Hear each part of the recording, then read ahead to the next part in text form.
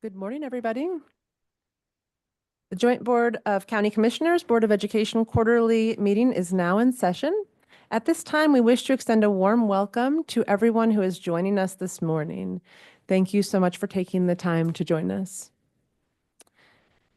The first item on the agenda is agenda review and approval. Second. It's been moved by Commissioner Jacobs and seconded by Ms. Beyer to approve the agenda. Is there any discussion? Hearing none, all those in favor, say aye. Aye. All those opposed, use the same sign. All right, the agenda passes unanimously. The next item on the agenda is approval of the minutes from February 18th, 2025. Move approval of the minutes. Been moved by Ms. Beyer and seconded by Ms. Harold Goff to approve the minutes from February 18th, 2025. Is there any discussion? All those in favor, say aye. Aye. All those opposed, please use the same sign. All right, the minutes from February 18th, 2025 pass unanimously. The next item on the agenda is Facility Conditions Assessment Capital Improvement Plan Preview. And who will be starting us today? Ms. Mitchell, welcome. Good morning. Good morning to the Board of Education. Good morning, Board of County Commissioners. Dr. Lewis, happy to be here today. Today, we would like to begin a conversation about the current and future state of our school facilities, along with a long-range plan. And I would like to focus our conversation today in 4 key areas. First, I would like to bring you up to date on some of the work that we've been up to at the district related to a long-range plan. I would also like to spend some time talking about the current state of our facilities. And then I would like to spend some time talking about what are the components of the plan that we will be developing, as well as a timeline for that plan. Next slide. So when we talk about long-range planning, we talk about a variety of things, and these are 3 of the tools that we use in school facility planning. The first is a facilities master plan. A facilities master plan typically looks at school facilities on an individual basis and looks at long-range planning site by site. Frequently, that includes things like new buildings, adjacency changes, and other components related to school design. We also typically look at facility condition assessments. So this is a building by building review of our facilities, analyzing the current health of our buildings, as well as our school sites and our support facilities. And then the third element that we frequently use is something called a capital improvement plan. And that is typically a 5 or 10-year plan that is an itemized, organized, financially planned strategy that goes at a year-by-year approach towards improvements at our facilities. Today, we'll be focusing on the FCA and the CIP for our future moving forward in our planning efforts. Next slide.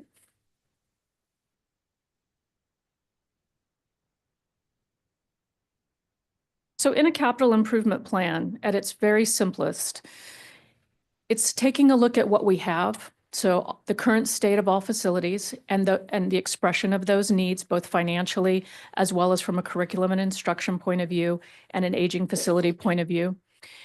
It's pairing that with what we want. So we've taken a long, hard look at the future of learning, and we've met with our leaders in curriculum and instruction. We've met with over 3,000 individuals looking at students' point of view, parents and families, our community partners, as well as our teachers and staff, to develop a plan for what the future of our learning spaces should look like.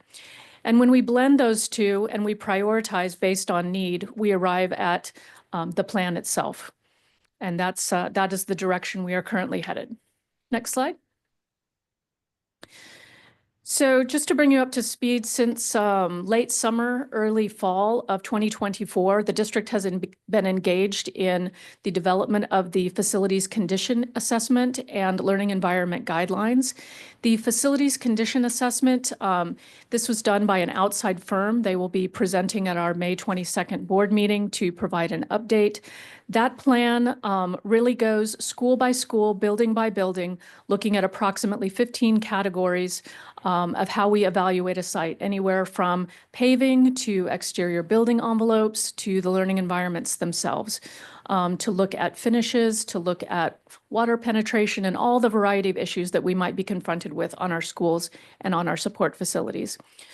From that plan review, we develop a 10-year expenditure plan based on highest priorities first, typically failing systems or safety and security related items.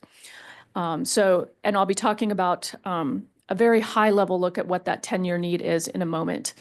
They also have generated for us technical construction specifications. So as we look to the future of construction in the district, we have a plan that is consistent across all of our facilities in terms of parity for how we design and what we include in our buildings.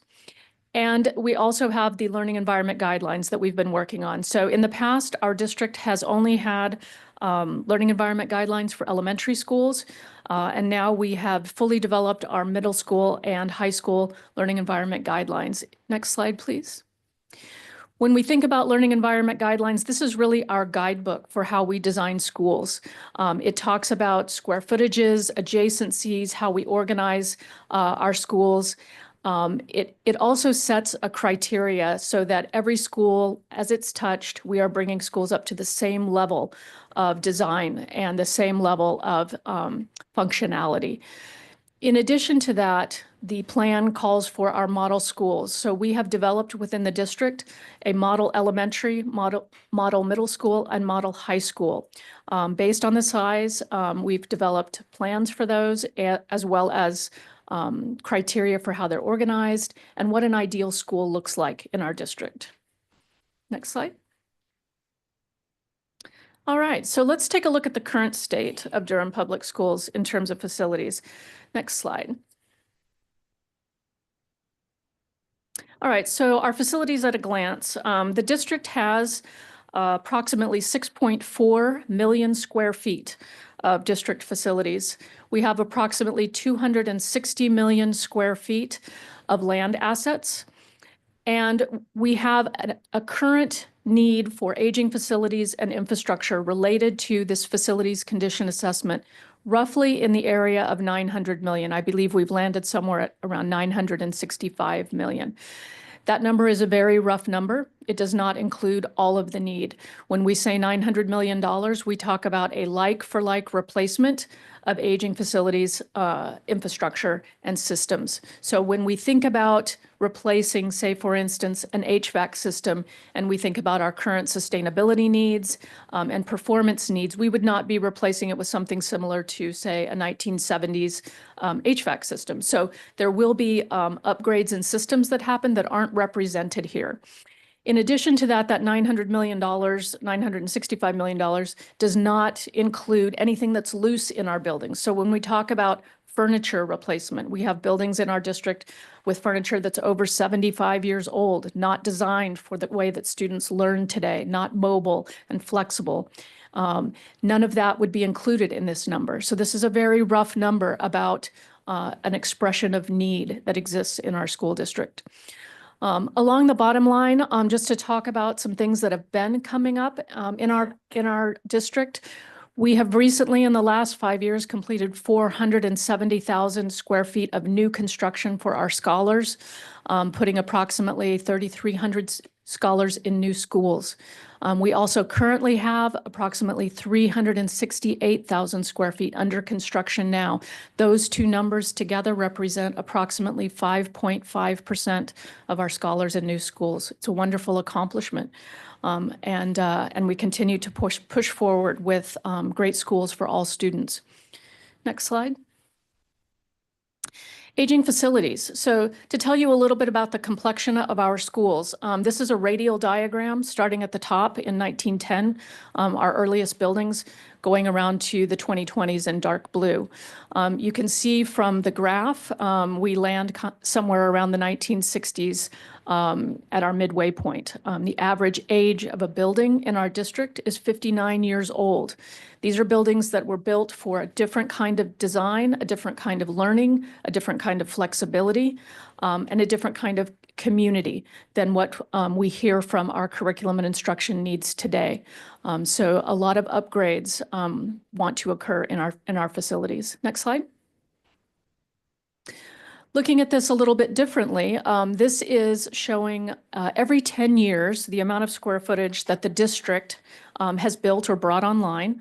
And what you see here is typically what we would see in a school district. There are two boom times. The red represents our baby boomer timeframe. And you can kind of see to the area to the left, we almost have a dividing line between when construction has happened and when growth spurts have happened in the district. The green represents the 1990s. So this is our millennials, our Gen Y. This is our largest baby boom ever, 32.5 million people at that point. But what you can see is because of this kind of equal distribution between the early years and the later years, we have about 3 million square feet of buildings that are over 59 years old, between 55 and 100 years old, many of them not touched in a comprehensive way. Next slide. What does that look like? What does 3 million square feet look like? Just to help you wrap your head around the size of that need. That's about the size of One World Trade Center in Manhattan. So very, very large and deep set of needs for the district. Next slide. When we take a look at our bond history over the last 20 to 25 years, there are a few interesting things that one can take from this chart. For the first 20 years, the allotment has been relatively small, really just keeping up with growth and minimal degree of aging facility needs being met.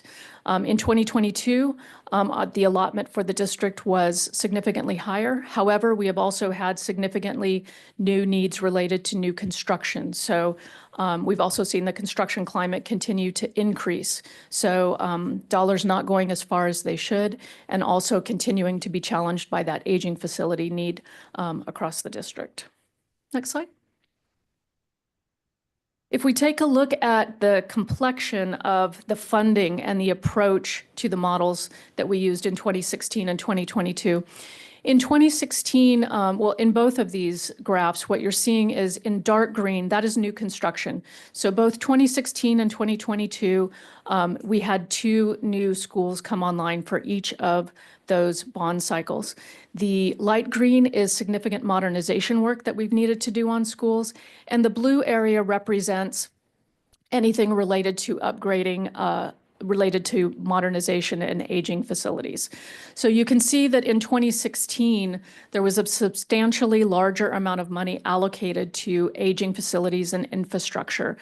In that bond, the goal was to touch approximately 52 schools.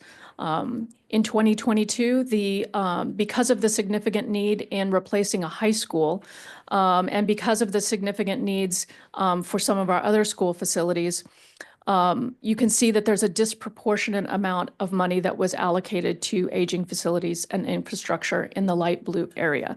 So really thinking about the need and just reflecting on the diagram that I showed related to the 1990s, not meeting the need for replacement of systems. You know, at the 1990s, we're now looking at systems that are 30, 35 years old. Much of our HVAC system, plumbing, roofing, all of those things start to age out when we talk about a 35-year life cycle. Next slide. All right, also related to our recent bond history. So in 2016, the district's allocation was $90 million. That was a November bond. It was a presidential election, and we had an 84.92 pass rate. It was bundled with city and county projects. And similarly, in 2022, we received 423.5 million. That was also a November midterm election, both optimal times to reach out for a bond in our community. It was also bundled with city and county projects and had an 83.2 pass rate. We are incredibly fortunate as a community that that all of our community members are so incredibly supportive of our schools and of our programs. This is a very high pass rate for a district. As we start to think towards our future need, one of the questions we need to ask is this a single bond? Do we have a need that is so great that we need to start planning for a multi-bond strategy or other strategies because the need is so great?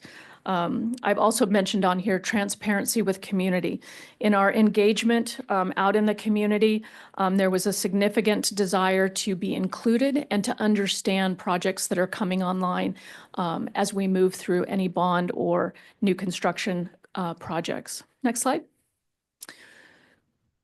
So what's included in a capital improvement plan? What are some of the things we're thinking about? What are some of the challenges we're thinking about? Next slide. We have 8 areas that we'll be considering as part of our capital improvement plan. The first is unfulfilled projects from our past bond. We did not have enough bond monies to complete all of the work, so there will be an evaluation of that.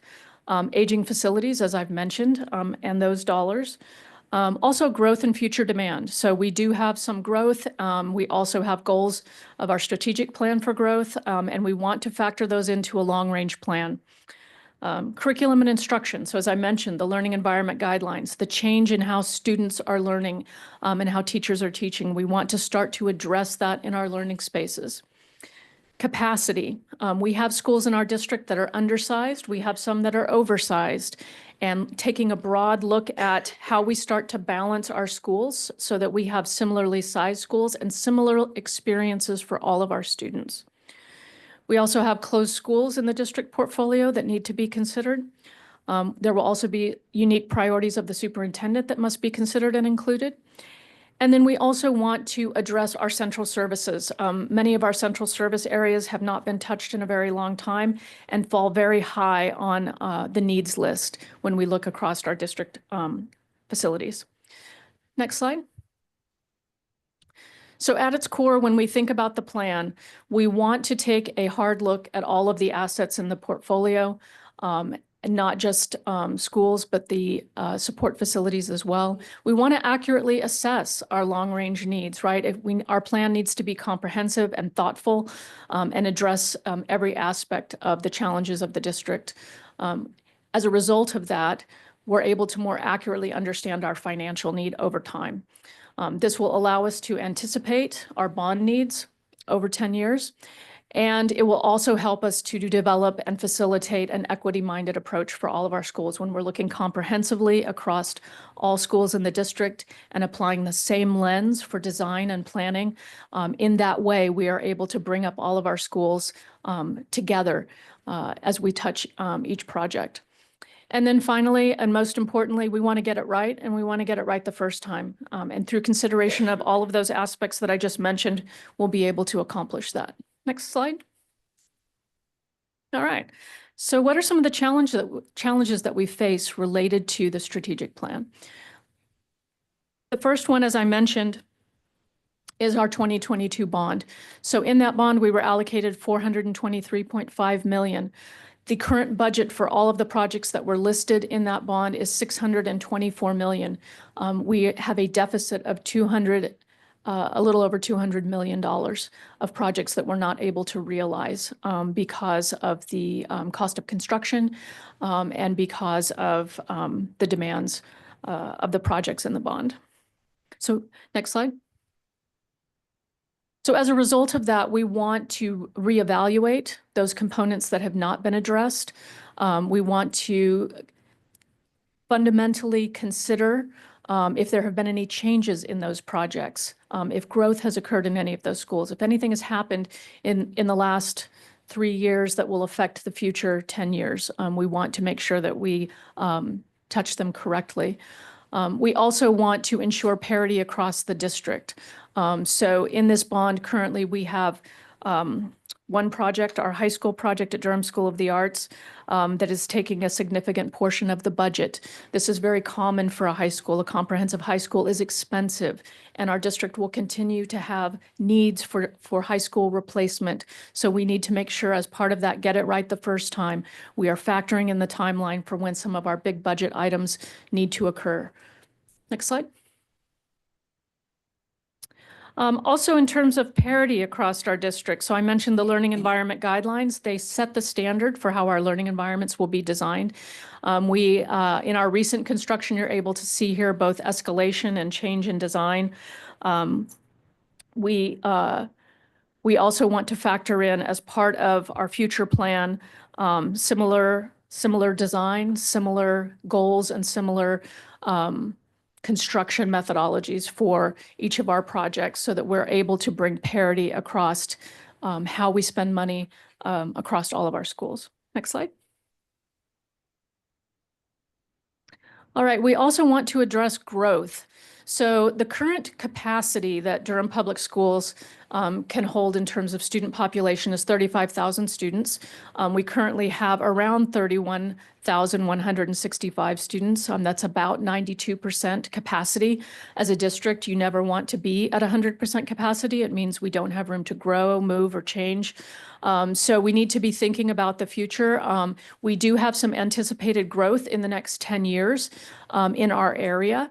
And we're anticipating approximately 4,802 new students in the next 10 years, bringing us to an anticipated total somewhere around 39,000 students. That does factor in the loss of students to private schools and charter schools.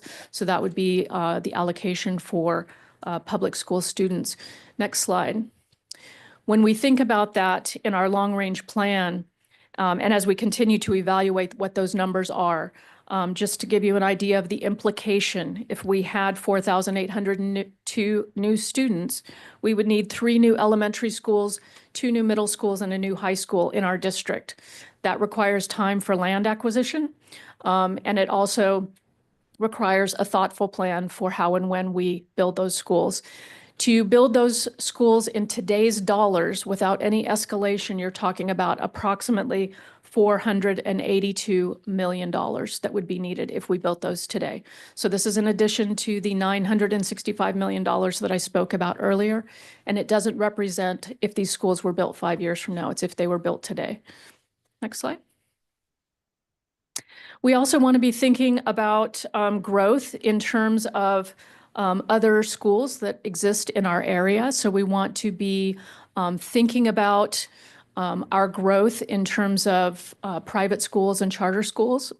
In our district, it's actually not flat when we look at our growth projections, because we do have a group of students that end up at charter and private schools. And as part of our strategic plan, we will be analyzing all the ways that we want to ensure that the students in our area land at the school of choice in Durham Public Schools. Next slide. Similarly, when we think about growth, this is our current student population. You can see here that we have some loss at the middle school level, and we will be evaluating whether we have a grade configuration challenge in the district, or curriculum instruction, or some other area that we want to focus on in terms of our long-range plan and growing our middle schools across the district. Next slide. All right. As part of this plan, we also want to talk about right-sizing our district. So in 1992, when the city and county schools merged and became Durham Public Schools, there were a number of assets in the district that were small schools, schools that were designed for a different time, community schools. And this is an example of some of those that sit within the district portfolio. So what you're seeing here is the orange line represents our model school. This is our goal for all of our schools. This is between 700 and 800 students in an elementary school. The blue lines represent the current student population at these schools, and the green represents the current capacity at these schools. So the bigger consideration here is how these schools can grow, if they can grow, and if there's any need for consolidation. And it's something that we want to talk about in our communities and talk about from an organizational strategy for the district. Some of the challenges of some of these school sites is that they are small school sites, often referred to as impacted sites. So, for example, these are schools that may not have adequate parking on site. They may not have the ability to drop off on site. Some of these schools have handicap parking out in the street. And many of them have challenges related to pervious and impervious area requirements in our area. So the ability to add new buildings may be challenging on some of these sites. So we need to analyze them on a case-by-case basis to make sure that we're properly evaluating every asset in the district. Next slide. So when we talk about right sizing, and if that's a consideration for the district, if we were to consolidate schools, our replacement strategy for those would only be trade-up scenarios. So if we combine schools, it is to create a new school with modern amenities and is state-of-the-art. This would not be consolidation into other schools in the district. Also, we know from a curriculum and instruction point of view, there are certain synergies that are created by the size of a school. When you have a school with multiple same grade classrooms, there are synergies for our teachers and for our students and for collaboration that doesn't exist in a very small school. There's also tremendous benefit to our community. So the ability for our community to get to know each other, share resources, and participate in the school it becomes greater as we provide more resources. Similarly, when we have larger size schools, the resources that we can provide and have on staff full-time or on a very regular basis is very different than what we have in a small school. So there's a tremendous amount of benefit to it, but it is also a subject matter that we want to have on a case-by-case basis. Next slide. As part of that, we would be using some very objective approaches to analysis. One of those is using the learning environment guidelines. So in our model schools, the most recent school that we've brought online is Murray Massenburg Elementary School. Our model elementary school, as I mentioned, is 700 to 800 students. Our middle schools are targeted at 800 to 1,000 students. This is really the optimal size for collaboration and learning. And our most recent high school that we've brought online, Northern High School, 1,850 students. So around 1,800 to 1,900 is our target for a high school. Our Durham School of the Arts is a little bit larger than that, but it does include a middle school. So that's a bit of an outlier, but just to mention by comparison. All right, next slide. There are also some closed schools that we have. So when we think to the future, when we think to if we do have consolidation in our future, and when we think to those schools that may be preparing to close or are already closed, as a district, we want to start to have a more robust strategy as we think about closing schools for how we will use them. And I know that some of this is currently being discussed for Durham School of the Arts and for our Old Lowe's Grove site, and this will continue to be an area of focus for the district. We really don't want to have school sites sitting vacant with buildings that are aging over time. Next slide. And then regarding our approach to any future bond, we heard very strongly from our community that we should be touching every school. Any plan should touch every school. So we want to make sure that we're balancing our aging facility needs with our new construction needs.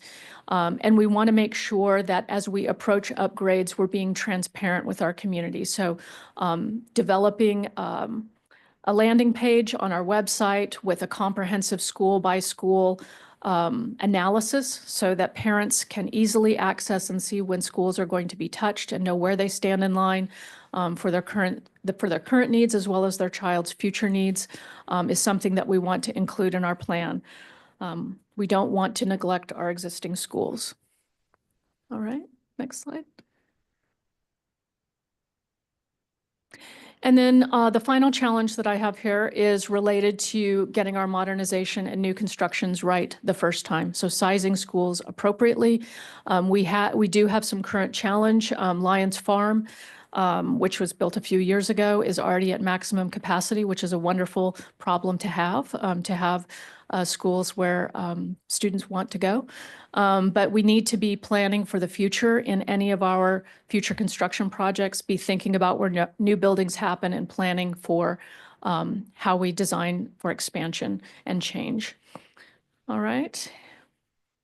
And then when we do all of these things correctly, when we address all of the things in the capital improvement plan and get on a regular cycle for modernizations, it's going to help the district move from a place that's reactive to a place that's proactive, and that will save us money, time, and resources. Our maintenance teams are stretched very thin on a regular basis for HVAC systems, plumbing needs, and really putting Band-Aids on an awful lot of problems in our district. Next slide. So in terms of our timeline and where we're going, in terms of our capital improvement plan, next slide, we have developed a 5-phase approach, starting with data analysis and then doing 2 phases of comprehensive evaluations of our schools with engagement throughout that process. Once we have developed plans for each of our schools, we will go through an estimating process to ultimately design and deliver the plan, which will be sometime around the end of the year, December, early January. Next slide. We did an abridged version of this schedule that we talked about with the board. This abridged version had less less collaboration and less community participation. And it was determined that community is a very important voice and need to be included in community work sessions and need to be part of the process. So we will be following the other plan. Next slide. The folks that we would like to have as part of our task force for making decisions and bringing those forward to the board include a superintendent rep, cabinet member, board member, someone from finance, 1 or 2 community members. We'd love to have someone from the city or the county as part of these sessions for decision making, the COO, and then members from our operations and planning team who have intimate knowledge of our facilities, and then other experts that we can weave in and out of these conversations to make sure that we are continually hearing a broad spectrum of voices when we look at updates to our facilities. All right, next slide. And so what you're seeing here is the 2 phases of how we will approach collaboration. So the ask from our members is 6 collaborative sessions in each phase, a synthesis session in each phase. That first phase really kind of an on the table, off the table, anything is under consideration, and then a refinement phase where we actually get to individual plans. And then you're seeing 2 review sessions for estimating and then presentation. Next slide. And then finally, to leave you with this, just a snapshot, very broad snapshot of what we may be considering. As we bundle projects, we think of them as kind of in 3 tiers. The first tier are those essential things related to life safety, building envelope, and building systems. These are things that are failing, that need to be addressed immediately. In the facilities condition assessment, as I mentioned, there is a $965 million need. Approximately $550 million, I believe, is in the first few years. So there's a front end need that's quite considerable. Adding to that, as I mentioned, if we're factoring in growth, there's something like $480 million in today's dollars that we would be thinking about. So that number would grow likely. And then tier 3 would be getting all of those systems on maintenance cycles and building in educational adequacy into our schools. So when we talk about touching a school, we don't want to go in and just touch say mechanical systems, because you're touching ceilings and you're touching other aspects of a building, you're touching roofing, and phasing and construction when students are present is very difficult. So when we bundle projects, we want to bundle multiple things at one time. So we would be factoring in those educational adequacy improvements as part of any aging and facility project at a school. So that's likely somewhere in the $500 million range of needs. So just to give you a point of reference as we start to embark on the capital improvement plan on where we might be starting to land in terms of need. And with that, I'll take any questions. Thank you so much, Ms. Mitchell. And I wanted to apologize and retroactively do a better job of introducing you That's okay. for everybody here, because we're excited to have you here Thank you. and discuss this fabulous presentation. So this is Ms. Devin Mitchell for everybody here, and she's the School Planning Program Administrator. She's accompanied by Mihal Lynch, behind her, who's our Senior Executive Director for Operational Services. Thank you both for being here. I'm sure everybody's eager to ask you questions and share some feedback. And I'll start with Chair Alam and then move to Commissioner Burton. Hi, Ms. Mitchell. So great to meet you. Welcome to Durham County Public Schools. Thank you. I just want to say, I feel like since I've been on this board now for 4 years, this has been the most in-depth CIP presentation that we've received, and the easiest for me to consume as a commissioner. As someone who receives information, I'm a visual learner, so I really appreciated the slides, especially that was like comparing like the World Trade Center to actually visualize that much square footage. So I just wanted to appreciate and thank you for that. And I think it's really important to provide information in ways that's more consumable for the board, but also the public to receive. I had questions about just like, so with the bonds, I feel like the answer is yes, but I just want to confirm, when we put a bond on the ballot, do we include like a buffer for inflation? And So as part of our estimating process, we factor in escalation. So part of the plan is making sure that we determine what years things are happening so that we can factor in multi-year escalation. Also, our facilities condition assessment that was done, it has a database so that if the construction climate were to change, we can change the factor of escalation. So yes. thank you. And then I had, yeah. Manager Hager. I would also like to add that all capital projects that are bond financed go through a rigor of review also at the county with our financial advisors as well. We do put cost escalators in them, and they happen at the district. We also pressure test them as well. And it is an iterative process. Thank you. And thank you for your very generous comment. Yes, but I have some more questions. That's okay. Sure. What is the total now need for, and I know this is like not something that we can like fund all at once, but just to get a grasp of what is the total need for DPS current capital improvement, like including all of the broken HVAC systems that we have, the full new construction projects that we have down the pipeline? Do we have that? So the very loose number that I shared is somewhere around $2 billion. And that is a loose number that will change as we develop the plan. So just very rough. And then my next couple of questions, they're mostly all together, but just broken out. They're around sustainability. So for the new schools, do we know what the current cost, like per square foot, is of a traditional school versus constructing a net zero school? Like on average, like national averages? I wouldn't have an average for net zero. What I can tell you is, because net zero has some specific unique requirements, but the topic of cost has come up a lot over the last 20 years for sustainability. Our partners out in construction and out in product development have generally raised the bar on the quality of products and testing that occurs in products. So the ability to get products that are sustainably healthy with good controls, the cost has gone down over time because so many people want to meet those LEED requirements and want to meet CHIPS requirements for all of our buildings. Net zero has a very high bar, and that's a little bit different. So I can research that and give you a number, but I don't know it off the top of my head. Do you know by chance on net zero? No, I agree with all the challenges Yeah. you've outlined, Yeah. but it is a technology that is becoming more affordable. Yep. But it's a great question to explore Oh, further. yeah, geez. Apologies if you couldn't hear me. It's a great question to explore further. That technology, as Devin said, has come down in cost over the years. The famous example is solar panels, which used to be, premium, and now they're openly available almost.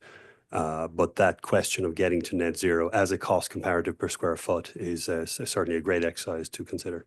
Yeah, because I think it'd be good for us to know like what is that cost per square foot of a traditional school versus of a net zero school, and then also alongside that, the cost of maintenance per square foot annually for a traditional school versus a net zero school, because I'm sure we know that a net zero school is going to have lower maintenance costs, because we know net zero construction in general has lower maintenance costs. So if we could see that, like, it may be a larger amount that we have to put on a bond, but for the district long term, how much can we save? I see Commissioner Jacobs getting nervous. Maybe. You want to turn your mic on, Commissioner Jacobs?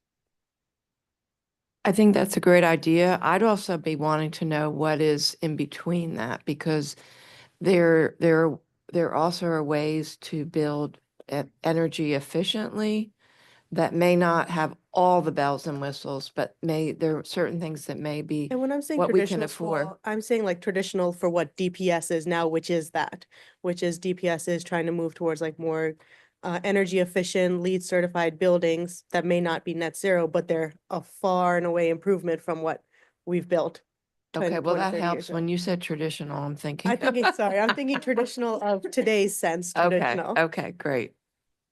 But yeah, I think that would be, so that way we could see how much DPS would save annually. And I was trying to like Google it, and like I came up with some numbers of like the energy cost of like traditional construction.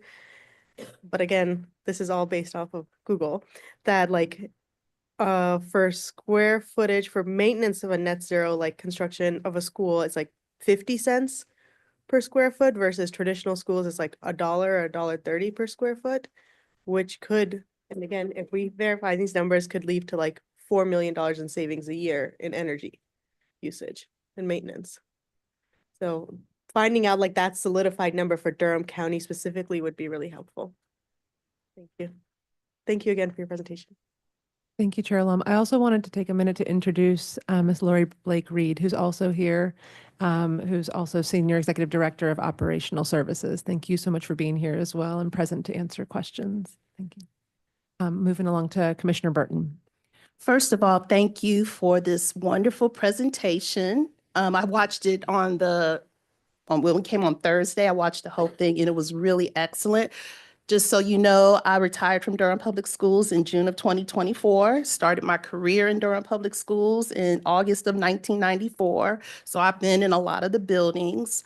I was also president of DAE. So I have I think this institutional knowledge of where we were and a lot of the buildings that were built, like when you showed the chart in the 90s, I worked in Hillendale when it was brand new, Southwest when it was 5 years old. So thank you for all of that. I just have a few comments. As you plan the CIP task force, really make sure that we have educators who are on the ground on that task force, certified, classified, other support staff, because like school board chair Tab, we worked in the buildings our entire careers and we know what goes on in these buildings and how it should be designed.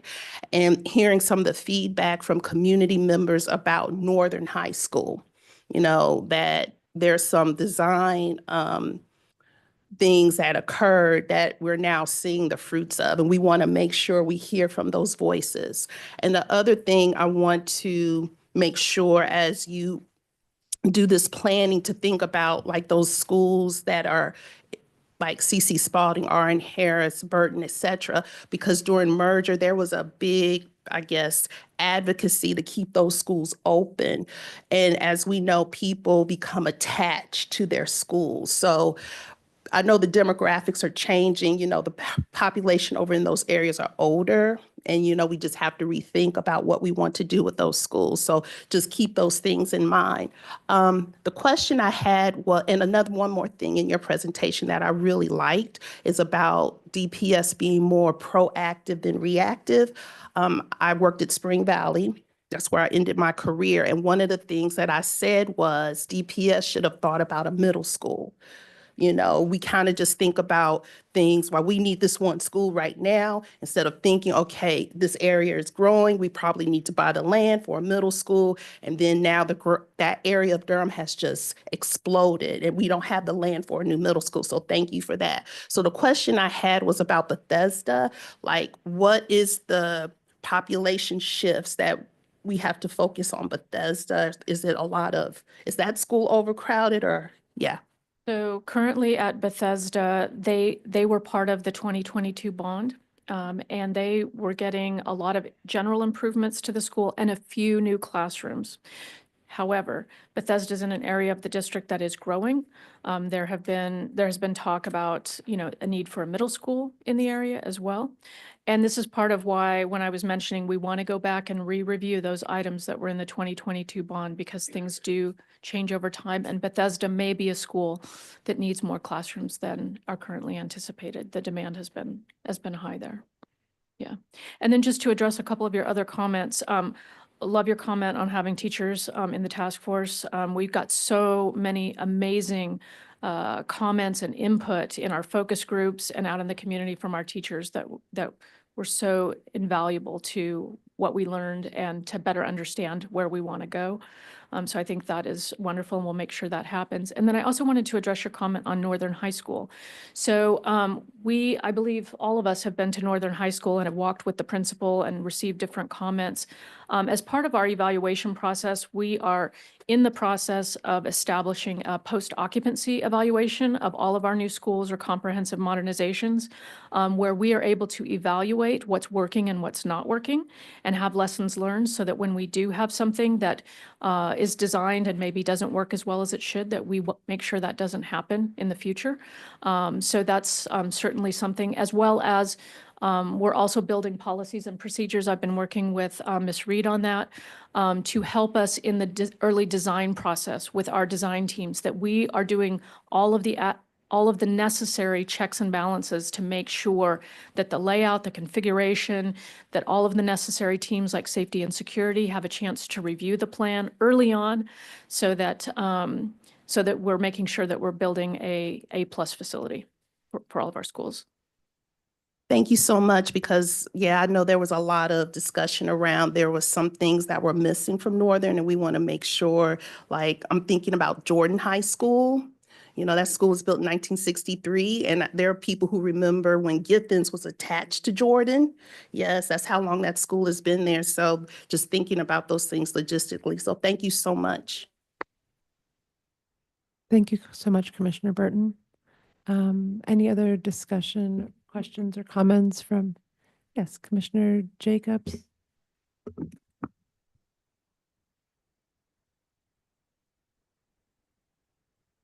Thank you so much. I want to echo what has already been said, that I've been in these meetings for 12 years, and this is the best CIP presentation that we've had. So thank you all so much. You're doing a great job. This is really tough stuff.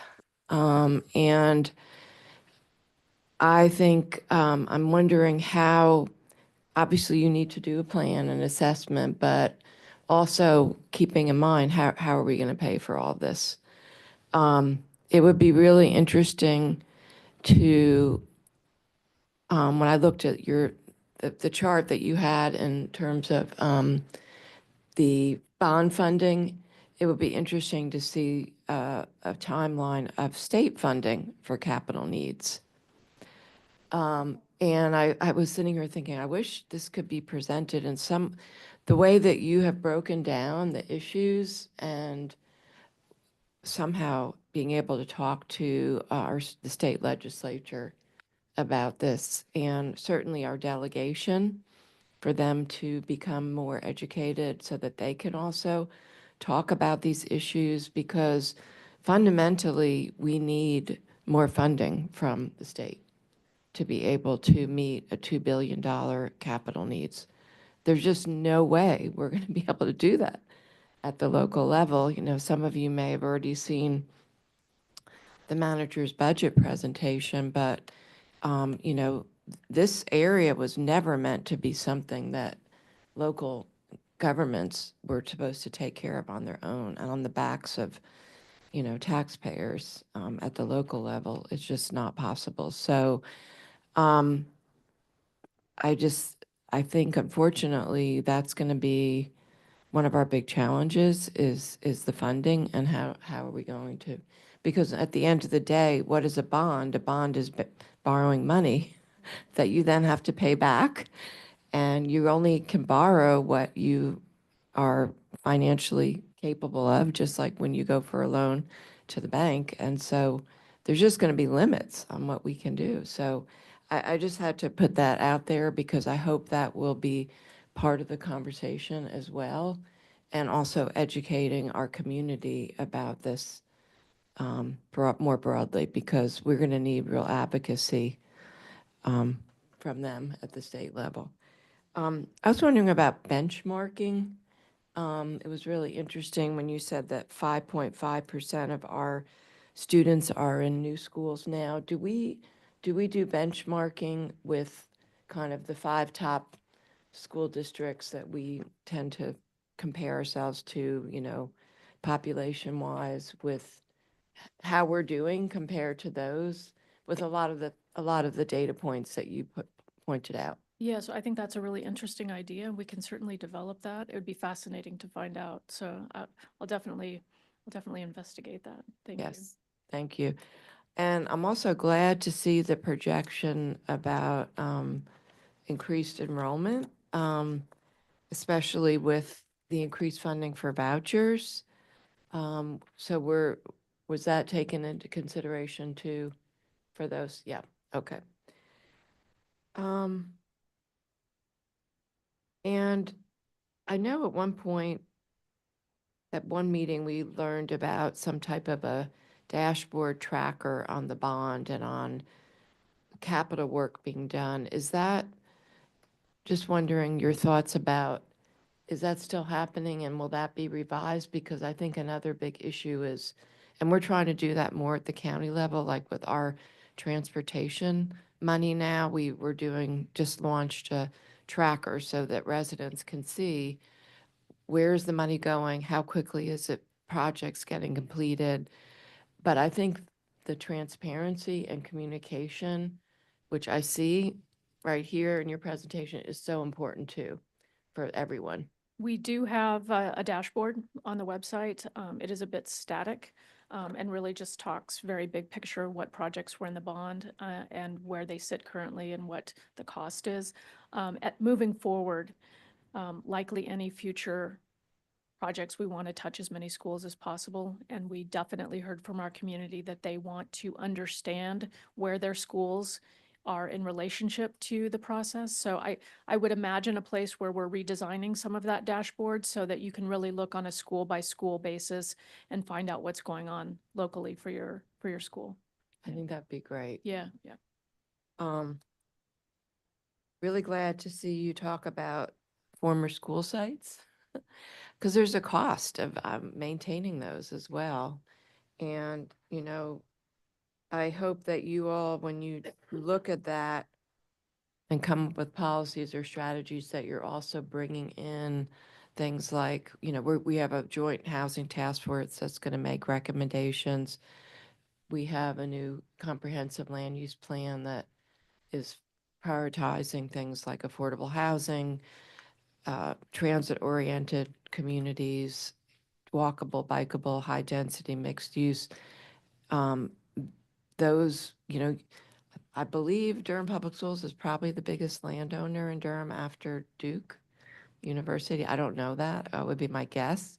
So, Durham Public Schools has a big role to play, literally in shaping the future of our community to meet a lot of our goals, and has a lot of valuable assets. And I wanted to put in a plug for, I totally want to agree with Commissioner Burton about having teachers and workers on that task force. You often hear complaints, even with county projects, from staff afterwards that things were not designed for the people who are actually working in the spaces. I hear that over and over again.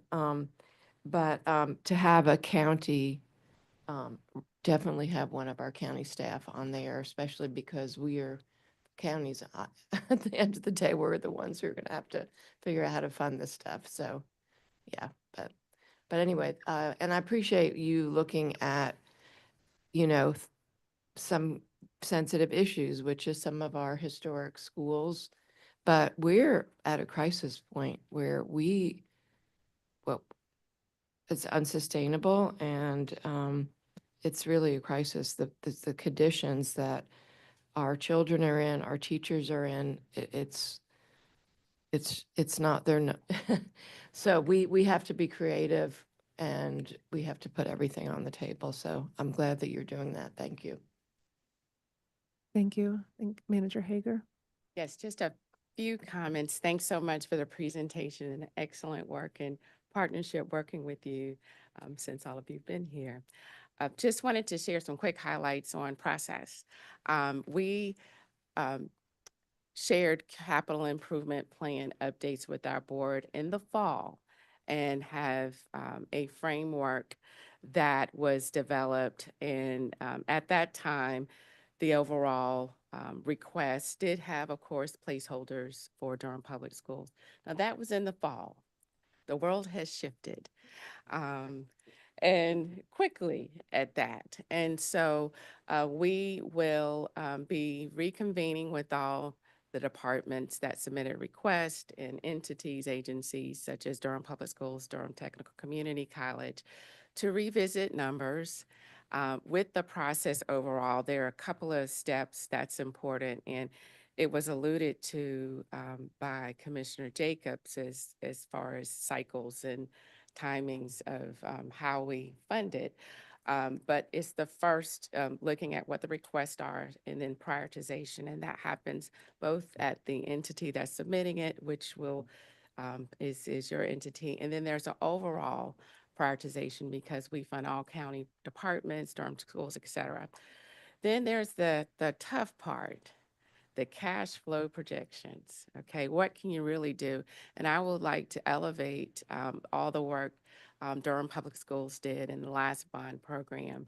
We had a history of not spending our funds as quickly. That's why if you look at the history, there were smaller bond dollars that were allocated. In 2007, it took us almost 10 plus years to fund it, the projects, because of the timing of when the projects were completed. If we look at where we are now, strategies I know that the county did, such as providing funding ahead of the bonds for plan development. And so once the bond dollars hit, you were turnkey, shovel ready, and able to quickly spend the funds. So we do not have that problem anymore. And that's been a collaborative effort between the county to make the funds available in Durham Public Schools and how you're managing your projects. After that step is of looking at cash flow, is then pressure tested even further. Our financial advisor looks at it. We do additional modeling. And then the larger conversations are with the local government commission and with rating agencies determining, well, can you afford it? What does this look like? What are your patterns looking like? All those other components. And that sort of shares process with the bond component. But we, from a general obligation bond perspective, that is one strategy that is used. But in the last few years, we've also used limited obligation bonds to help bridge us when we're in between times when we don't do a bond referendum. There's a considerable amount of funds that the county supported through limited obligation bonds. As your partner, it is our desire to make sure we have the best available schools for our students and the employees that work there. There are challenges when there's a limited amount of dollars to support that. But as your partner, we will work through the process. We'll have some more updates with our board about the overall CIP process, and we'll share those with you, and at the next joint meeting can share greater clarity on the process overall. Thank you so much, Manager Hager. I think next up we have Vice Chair Lee, then Commissioner Valentine. I'll echo the quality of the presentation. I really appreciate that. It's definitely something I hadn't seen before. I just have one question. Is more specific about the projections for growth that you had for 2035. I'd love to understand where those projections came from. How do we come to it? Um, DPS, at least as far as I'm aware, from 2014 has declined in enrollment. We did have a little bit of an uptick right before COVID, and um, COVID hit, and it kind of continued to decrease over time. Back in 2014, the 10-year projection was 40,000 kids back then. It was actually over 40,000. And we're nowhere near that. We're down at 31. So we're a little bit less than we had in 2014, given that. And so even with the population growth, you've talked about growth in certain areas, South Durham, East Durham, even some other places. Where do we come to the numbers? What do we have for numbers? It was like 39,000 or so forth, given the trend that we've seen over the last, 10, 11 years of even though the population grows, we have charter school growth, we have private school growth. How do we get to that number, given the historical trends? I can't make those numbers work in my head. You all are the pros. I know there's calculations in there. I was just curious about that. So we will continue to evaluate the numbers. I can tell you that the initial numbers were based on forecasting of current residential units that are coming on board over the next 7 years. The types of units and the typical percentiles that we give to those different types of residential units and the number of students that would be in those units.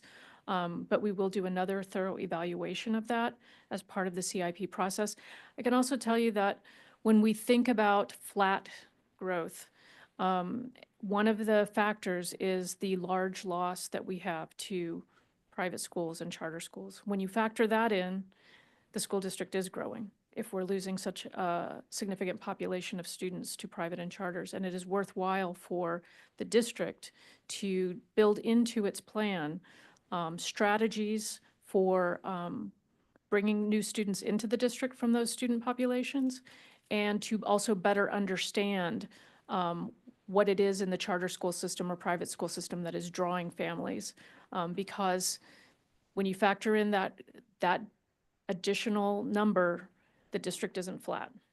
So, and we do have a higher percentage of students going to privates and charters than a typical school district. So it should be something that's included in items 5C of our strategic plan, where we look at population growth and we look at new student populations, and we should begin to have strategies for addressing any of those specific needs and developing our programs accordingly to ensure that we continue to offer schools that are the premier choice. Thank you. Thank you. Commissioner Valentine. Morning again, and thank you for having us this morning. I'm a proud parent of a DSA graduate as well as a Northern High School graduate. And you had mentioned, Ms. Mitchell, and thank you for your presentation. Very clear, very concise, and I'm sure our residents are appreciative of that fact. You had mentioned a 200 million plus deficit cost of construction. And I'm increasingly concerned about cost overrun around development generally. But I'm wondering, what are our strategies to sort of contain these cost overruns? Certainly, some of this is driven by market forces, supply chain issues, particularly under our current environment. But what sort of strategies do we have in place, or are we discussing to sort of keep these cost overruns under control? So a few comments related to that. So I've been with the district 8 months. I come from architecture and construction trades. I've spent 25 years of my career in architecture and construction. I cannot vouch for the overage specifically. I was not part of those part of the decision-making process. But what I can tell you is that an important piece of this is adequately estimating the timeline and adequately estimating when a job will happen with appropriate escalation. Those are keys to getting it right. We should be much closer to a number that is realizable than maybe where we've ended in the past. The construction climate changes regularly, but we are able to forecast the construction climate over a period of years. And I think in the future, we can continue to analyze that and do a better job of that as a district. I would also say that we are putting policies and procedures in place to make sure that as we build schools, that we have parity across all schools, and we don't have one school that has significantly greater expenses than another. For example, a school that's 50% glass and another school that's 20% glass. That's a premier exterior system on a building. So putting all of those controls in place to make sure that when we are designing something, it's similar to other things in our portfolio, and that we are continuing to challenge our design teams to build within the price that they've been given. So I think that's a big step towards dealing with cost overruns. We also, in the past, have not necessarily given our design teams defined programs. And defined programs is where we determine how much square footage is in a building or buildings. And you could easily come up with an additional 20,000 square feet without trying too hard in design. And making sure that as we go through the design process and continuing to reinforce that our teams need to meet the design guidelines is going to be another way that we're going to ensure that we don't have cost overruns. So we certainly have paid attention, as you have, to the numbers. And I think, we're going to continue, and I've been working with both Mr. Lynch and Ms. Reed to make sure that we get policies and procedures and protocols in place for design and construction in the future, so that we get a much more accurate price and we don't end up with some of the issues we've had. So I'm sorry, I can't speak to the past. I can only speak to what we can do in the future. Well, it looks like the future's bright. We're glad to have you here in Durham County, Ms. Mitchell. And let me just end by echoing my colleague, Commissioner Jacobs. We need help from our state partners in this work. And I think it's incumbent upon us, to have conversations continuously with our state partners so that we can support you the way that you need to be supported. And so, like Commissioner Jacobs had mentioned, our system wasn't intended for the county to pick up the costs that we're being asked to pick up in this current environment. Certainly, we'll do the best that we can do in this constrained fiscal environment, but we are here to support. And again, thank you for having me this morning. Thank you so much. And then I have board members Byer and Umstead, and then I also want to be mindful of time though, because we have other important agenda items. So I want to keep us moving after those comments, if that's okay. Well, thank you so much. I wanted to just start with gratitude for this progressive group of electeds and managers and superintendent that I trust will figure this out on behalf of this community. I wanted to apologize that we don't have enough microphones for you all over there, and that is frankly an infrastructure problem underneath our flooring and wiring. And I'm sorry that y'all are having to share and pass mics around, but it is indicative to me of some of the maintenance issues of having average age of buildings 60 years old that students are actively in, pre-K students through 12th graders and staff. And so I wanted to apologize for our folks emailing you about HVAC issues and all the struggles that there are existing in those aging buildings. But I know and trust that we will creatively figure this out together. Yes, this is the state's responsibility, and Governor Stein has, in his budget proposal, has put a statewide school bond, but even that would be $35 million for about districts, right? So that doesn't even touch. I mean, and Manager Hager, I saw your budget staff behind you. They have been doing deep breathing. They know, as we all do, that these numbers are enormous. They are enormous. There's a reason that Guilford's last bond for their school system, which is twice the size of ours, was $2 billion. And continuing to chip away on this work, I think, is going to be essential. We want to be, Manager Hager, on your timeline for 26, because you can just see that gap that went so long between 2007 and 2016, how much deferred work built in that. And so I am so glad that we're going to do creative things like land banking. We're going to talk about going ahead to get ahead of the curve as those escalate together jointly. We're going to talk about maybe multi-use of our facilities where we could put a library and a school on the same site and other things that our incredible staff could dream up. So I just look forward to getting this done together. I don't have questions for you all. I wanted to make sure you all meet and reintroduce yourselves to our interim chief operating officer behind me, Kenneth Barnes, and see if he wanted to say anything this morning as well.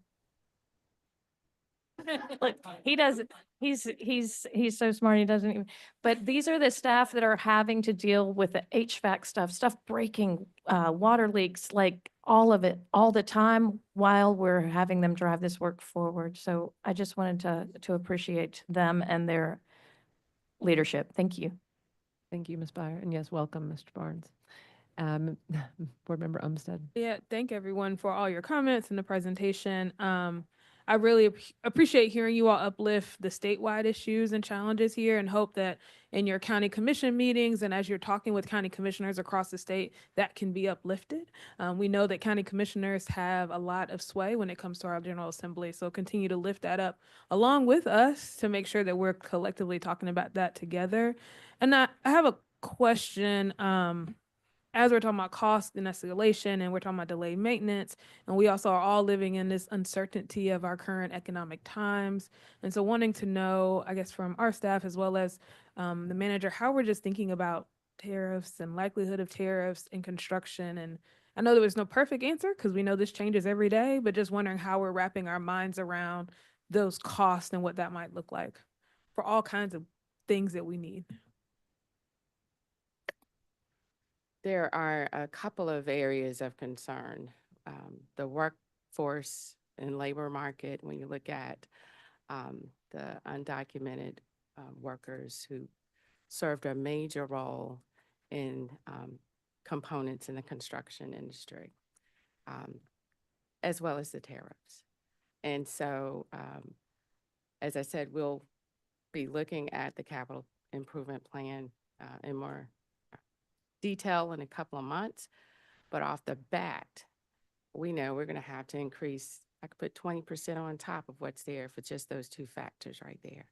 We have a $2.1 billion CIP that includes Durham Public Schools from 2024 to 2033. That was updated about 2 years ago. Okay.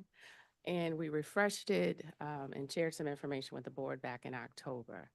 From October to now, I need to add 20%. That's just me just sort of looking at market factors. And so we will have to work together to look at timing, scaling projects. Some things just we will not be able to do. But from a prioritization perspective, all of us as a community will need to look at what is our reality. And while we're in transition to hopefully a shift real soon, how do we meet the highest needs? So I don't have quite the silver bullet answer, but it is some of what strategy that we're doing, and one of the reasons I made one particular recommendation in the budget the way that I did. Thank you so much. With that, any other discussion, comments? No? With that, I'll thank you all once again for being here today, for this wonderful presentation, and for answering all of these questions and responding to comments. Thank you. And the next item on our agenda is the DPS budget request discussion. I'll note that this is on the agenda for 30 minutes.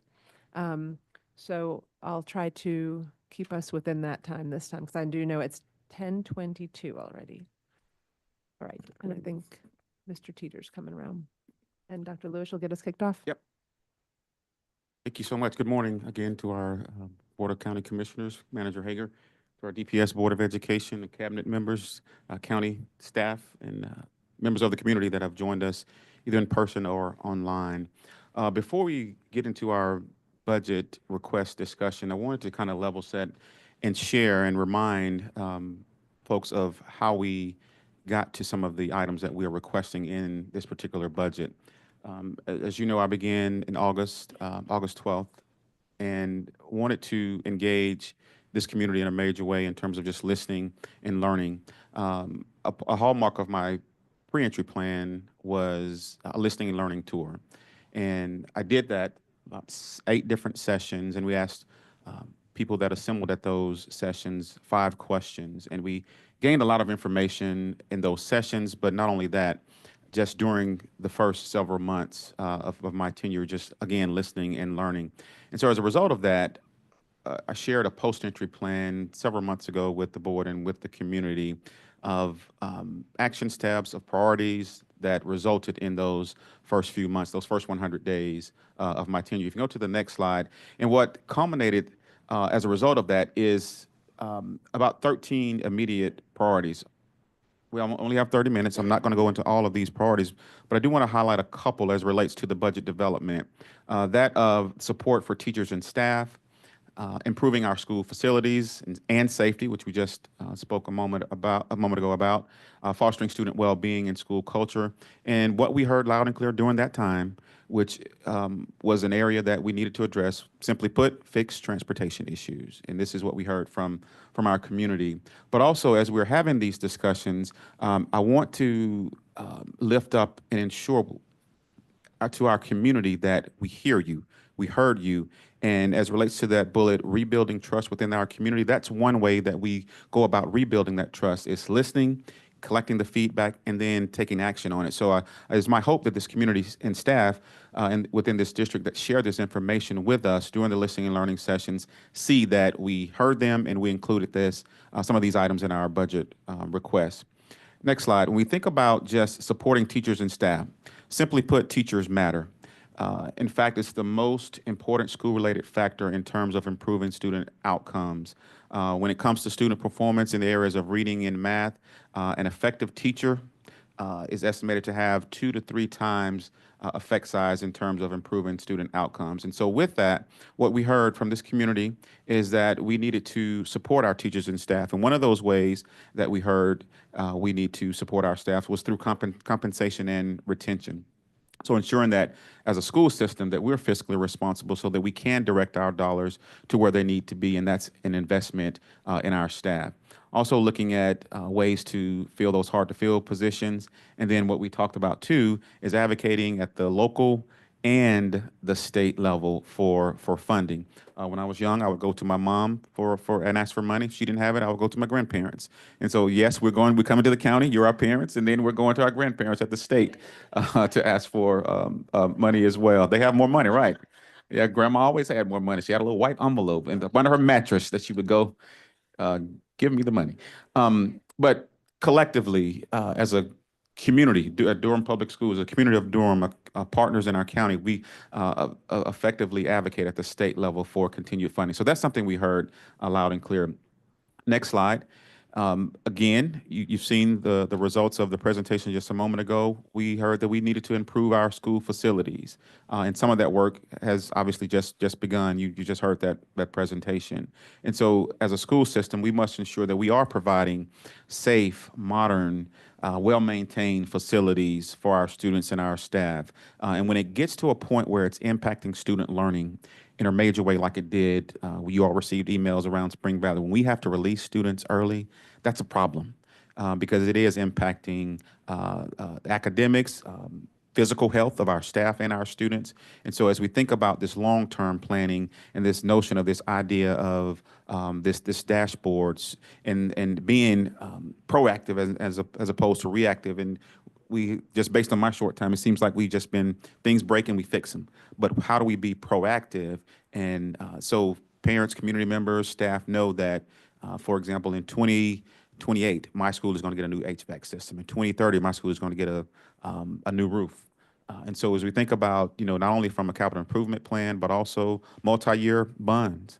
And so that it may be in 2036, someone will see, okay, I will get a new school here. So those are the things we have to think about from a long-term standpoint to ensure that we are being proactive as opposed to reactive. And then we also heard, next slide, we heard loud and clear, just fix our transportation issues. And there are a number of things that we've been doing, thanks to our teams that have been working with our transportation staff to address some of the things we heard. But most importantly, how do we invest in them as well in terms of incentives and also bus driver supplements, which is something that you'll see in this budget request. So that was the first 100 days in the post-entry plan that I shared, the feedback there. In addition, during the budget season, new to Durham Public Schools was two public hearings this year. Also new to Durham Public Schools, we heard there was an opportunity for us to educate our public around Durham Public Schools finance, which is a lot different than your budgets at home. And so we launched the Dollars and Decisions, an opportunity to educate our public around Durham Public Schools finance as we are engaging in beginning the budget process. And so with that, on the next slide, we also launched a community online forum to get some additional feedback as we begin to put this into our budget request. And so we just asked one simple question as it relates to our budget development: what should be DPS's top priorities for the 25-26 school year? The next slide just shows a summary of what we heard in that online forum. Many of you may have participated in that forum, so thank you if you did. And so the responses emphasizes several key priorities for the 25-26 school year, and they include, similar to what I heard during the listening and learning sessions during my first 100 days, is increase teacher and staff salary so that we can attract and retain quality educators, ensuring reliable transportation for our students, and addressing staffing shortage in supportive roles. There was also a strong call for improving school infrastructure, including HVAC systems and classroom resources. Respondents also highlighted the need for equitable funding, better support for exceptional and special education, and maintaining essential student services such as meals and mental health support. And so again, as we think about the data we collected during the first 100 days, the data we collected during this online forum, as we work to continue to build trust, I hope, again, people see that we hear you, this is what you've told us, and you will see this reflected in our budget. The next slide just shows a word cloud of what was important to the people. Again, salaries, retention, pay.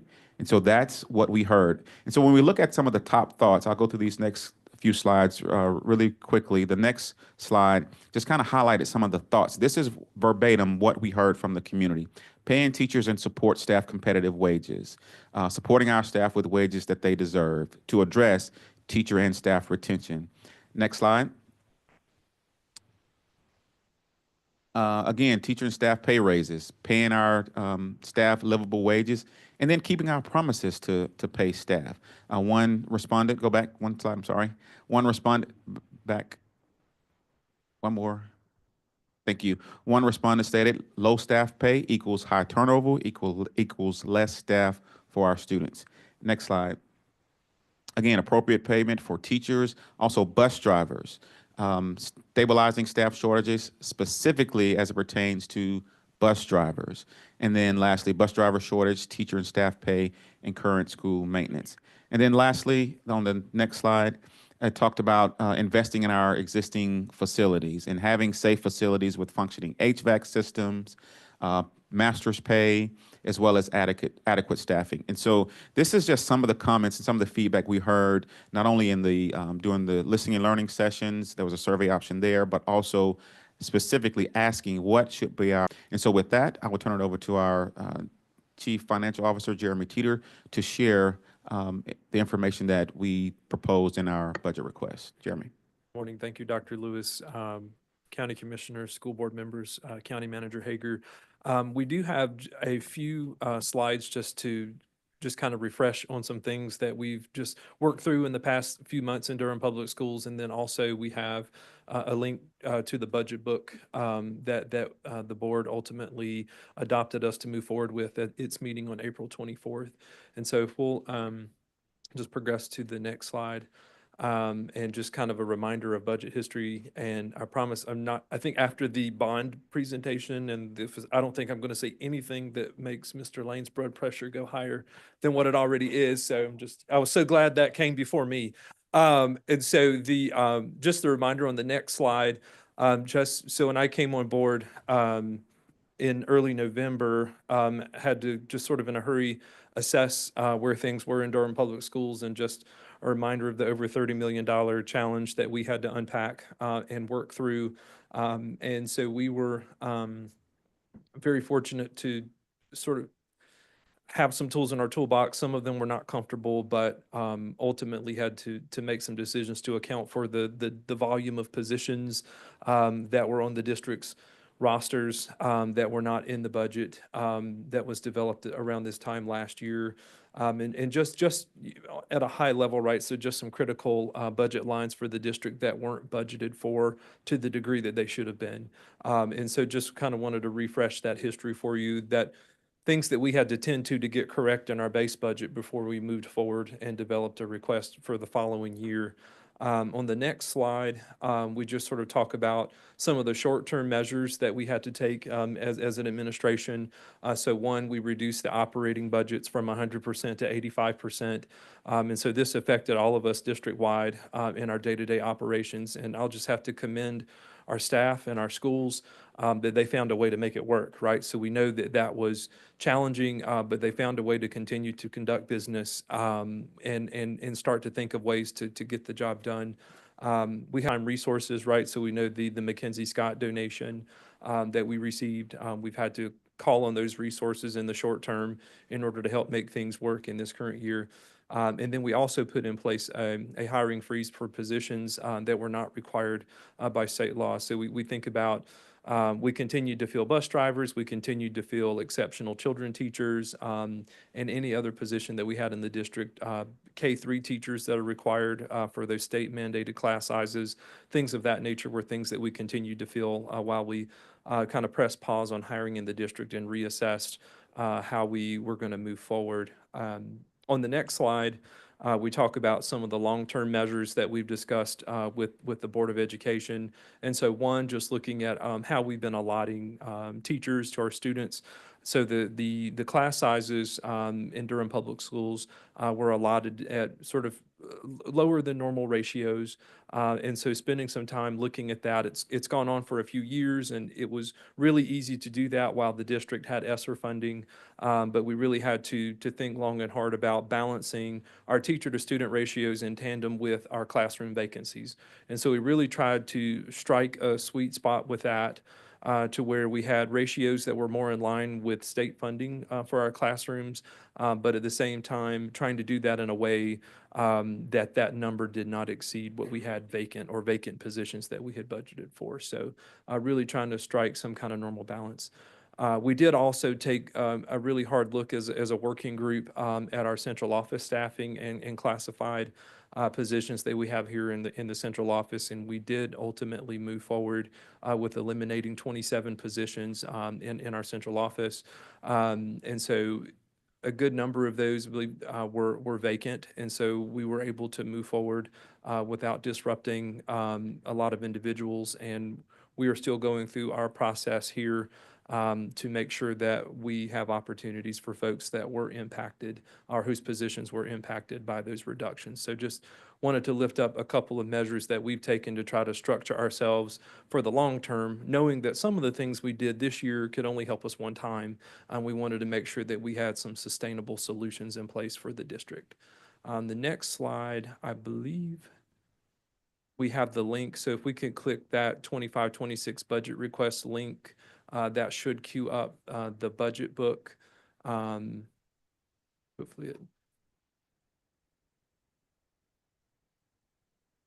and I'll give IT a minute to sort out what's going on. You know, it works on your computer and then you trust it to work somewhere else. Okay, good. I'm vindicated. All right, so we so just not going to go through every page of the book, but just want to touch just sort of on the front section of the budget book where we really touch on sort of the more narrative components. And I think right in this also is linked into the materials that you have.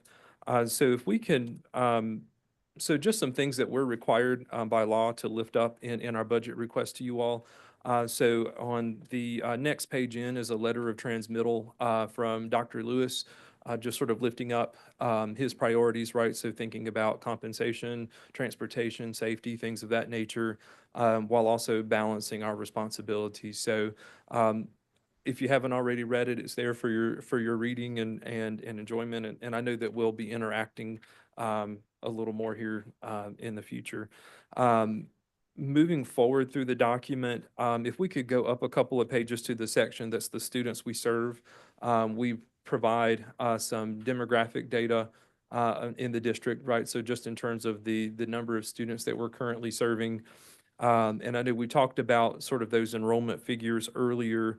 So we are currently supporting 31,188 students across 57 schools in Durham Public Schools. And then I'll give IT a moment to catch up with where we are. It's Page 6. page 6. Thank you, Dr. Lewis. So we're just required to sort of share the students that we're serving in the district. And so we did, I think it's important to note that we did come in terms of our enrollment this year, it was a little over 100 students better than the state of North Carolina had projected for at this time last year. So that's something obviously that we're monitoring very carefully and just to see what direction we go with that. But just wanted to lift that up, that we are serving a few more students than we were in the last school year. Another area that we're required to touch on is just the general performance of the district. And I know you've heard presentations from the superintendent previously, but we've got a couple of exhibits on the next couple of pages of the document where we lift up things that we're proud about with the academic success of the district. And so these are things that we were really celebrating and excited about. And on the next page of the document is just sort of a higher level overview of just how the district's performing in general. And I know you'll have opportunities to ask the right folks questions about that later. Another supplement that's on the next page that I always like to include is just teacher supplements and how we're comparing. And this is pertinent to a request that's in the book a little bit later. And so most of my career, I have enjoyed being in a district that's in that top 10. And just a few years ago, I was in a district that was number 10 on that list, and we were looking up to Durham as a district that we were competing with. And at that time, the last budget book I made for that district, Durham was number 5. And so it's really kind of full circle to be serving as the finance officer in Durham now, and you've made your way up to number 3 on that list in terms of the average teacher supplement. And so we very much have a goal to climb higher on that list. Because while it's nice to be number 3, we're immediately neighbored by number 1 and number 2, and that makes that work even harder. And so that's just, I had a former board member one time just describe teacher supplements as an arms race for teachers, and it very much feels like that in this part of the state. And we certainly have some folks also to the south of us who are trying to catch up. So it's really tight competition. So we always keep that front and center. And I've always sort of advised boards that if we're not making progress, we're falling behind. So the next slide, we just sort of lift up our funding sources. And so just wanted to lift up that local and capital outlay categories there, those two large pieces of the pie. So 29% local and 23% capital outlay are because of you all and the hard work that you all have done to figure out ways to fund Durham Public Schools. And it is certainly not lost on us that we are on a per pupil basis, the second best funded school system in North Carolina. So I think thank you very much for that. And we're neighbored by number 1. And so we see just sort of that pattern there of just the competition in this area. So the next, we just lift up on the next page, we sort of lift up where those dollars are spent right on the whole. And so you can see that our personnel, so instructional services, a little over 364 million is the largest share of that budget for the 24-25 activity. So just wanted to stress where that goes. Capital outlay is right behind that. So we're really just trying to keep things focused and really sort of dispel that central services is a huge component of our budget. And even though we do have a large portion of our budget that is central services, we're thinking about students and doing work that affects students every day. So just wanted to continue to lift that out there. And then the next slide is where we really kind of get into the meat of the superintendent's request. And so at a high level overview, right, we have to contemplate our continuation budget. And I think as most folks in the room know, the General Assembly is in its long session part of the cycle. So they're at the beginning of the 2-year budget that they're developing. It's my least favorite part of the cycle because we're having to sort of predict what they may do, right? And so we have the governor's version of the budget that comes forward, the Senate's version, and the House's version. And we have to come up with sort of our best forecasts of what implications we might have for compensation for our employees and for the benefits that we contribute to, like the state retirement system and the state health plan. For the purposes of us computing this continuation, we moved forward with assuming a 3% increase for our employees from the state. We still feel good about our work on that because we have, at this point, we know what the governor's request is and we know what the Senate's request is, and we have landed in between those two. And so we feel like we're in a safe spot with the work that we've done, and we know that those negotiations sometime can go on for quite some time. And so we look forward to that settling. And then we'll have a 2-year state budget to work with, and it'll make next year's work even easier for us to sort of forecast what we might be dealing with at this time next year. So just wanted to lift that up. We also have to contemplate things like utilities, cost of property insurance, workers' comp, liability insurance, things of that nature in this umbrella of things. And then we do have some software that has gotten more expensive like everything else around us. And so in order for us to continue as is, right, seeking a little over $6.3 million. And then we also have to contemplate as a part of that, that about 21% of our student enrollment are in charter schools. And so any new money that we receive from the county, we have to share with our charter students, and it has to follow those students. So we determine what we need and we net that up to make sure that we end up with what we need to operate and that we're able to satisfy what we're required to pass on to charter schools. And I hope that what our school planning folks are working on to bring some of those children back will come to fruition. That would be really great for Durham Public Schools. In the next section, right, we talk about a variety of expansion needs or requests. And so just sort of high on that list is the increasing the teacher local supplement. And so just trying to take steps in the right direction on that and contemplating what would it cost for us to move up to number 2 on that list and to continue to make progress. And so it would, the $2.2 million figure that's reflected there would increase the monthly supplement for each teacher by $70 a month or $700 for a school year in order for us to try to move ahead number 2 on that list. And then obviously we will keep our eye on that ball and continue to try to move up that list. Another area sort of pertinent to compensation and in a space where we've needed attention at the top of the next page are our bus drivers. I don't really have to expand upon everything that you've heard and read related to transportation in Durham Public Schools. And so we're very committed to moving forward with strategies to retain bus drivers, recruit bus drivers. One idea that floated up among our team was the notion of a supplement for our bus drivers.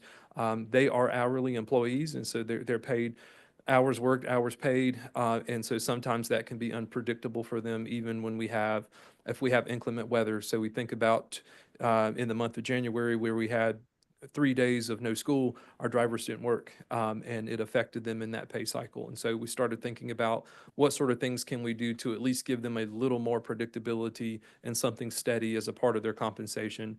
And so lifting up a $200 per month supplement for our bus drivers with a cost of a little over $377,000. So something very important to those folks as they're doing that work. The other area that's on the next page that we lift up as sort of is our local master's pay initiative, right? So we know that in the current climate, in order for a teacher to receive master's pay or other certified categories, they have to have started their coursework or completed their first course by August of 2013 in order to be contemplated for master's pay from the state of North Carolina. That's been quite some time. And so we do have a healthy share of educators in North Carolina and in Durham who did not complete their first course by that time frame.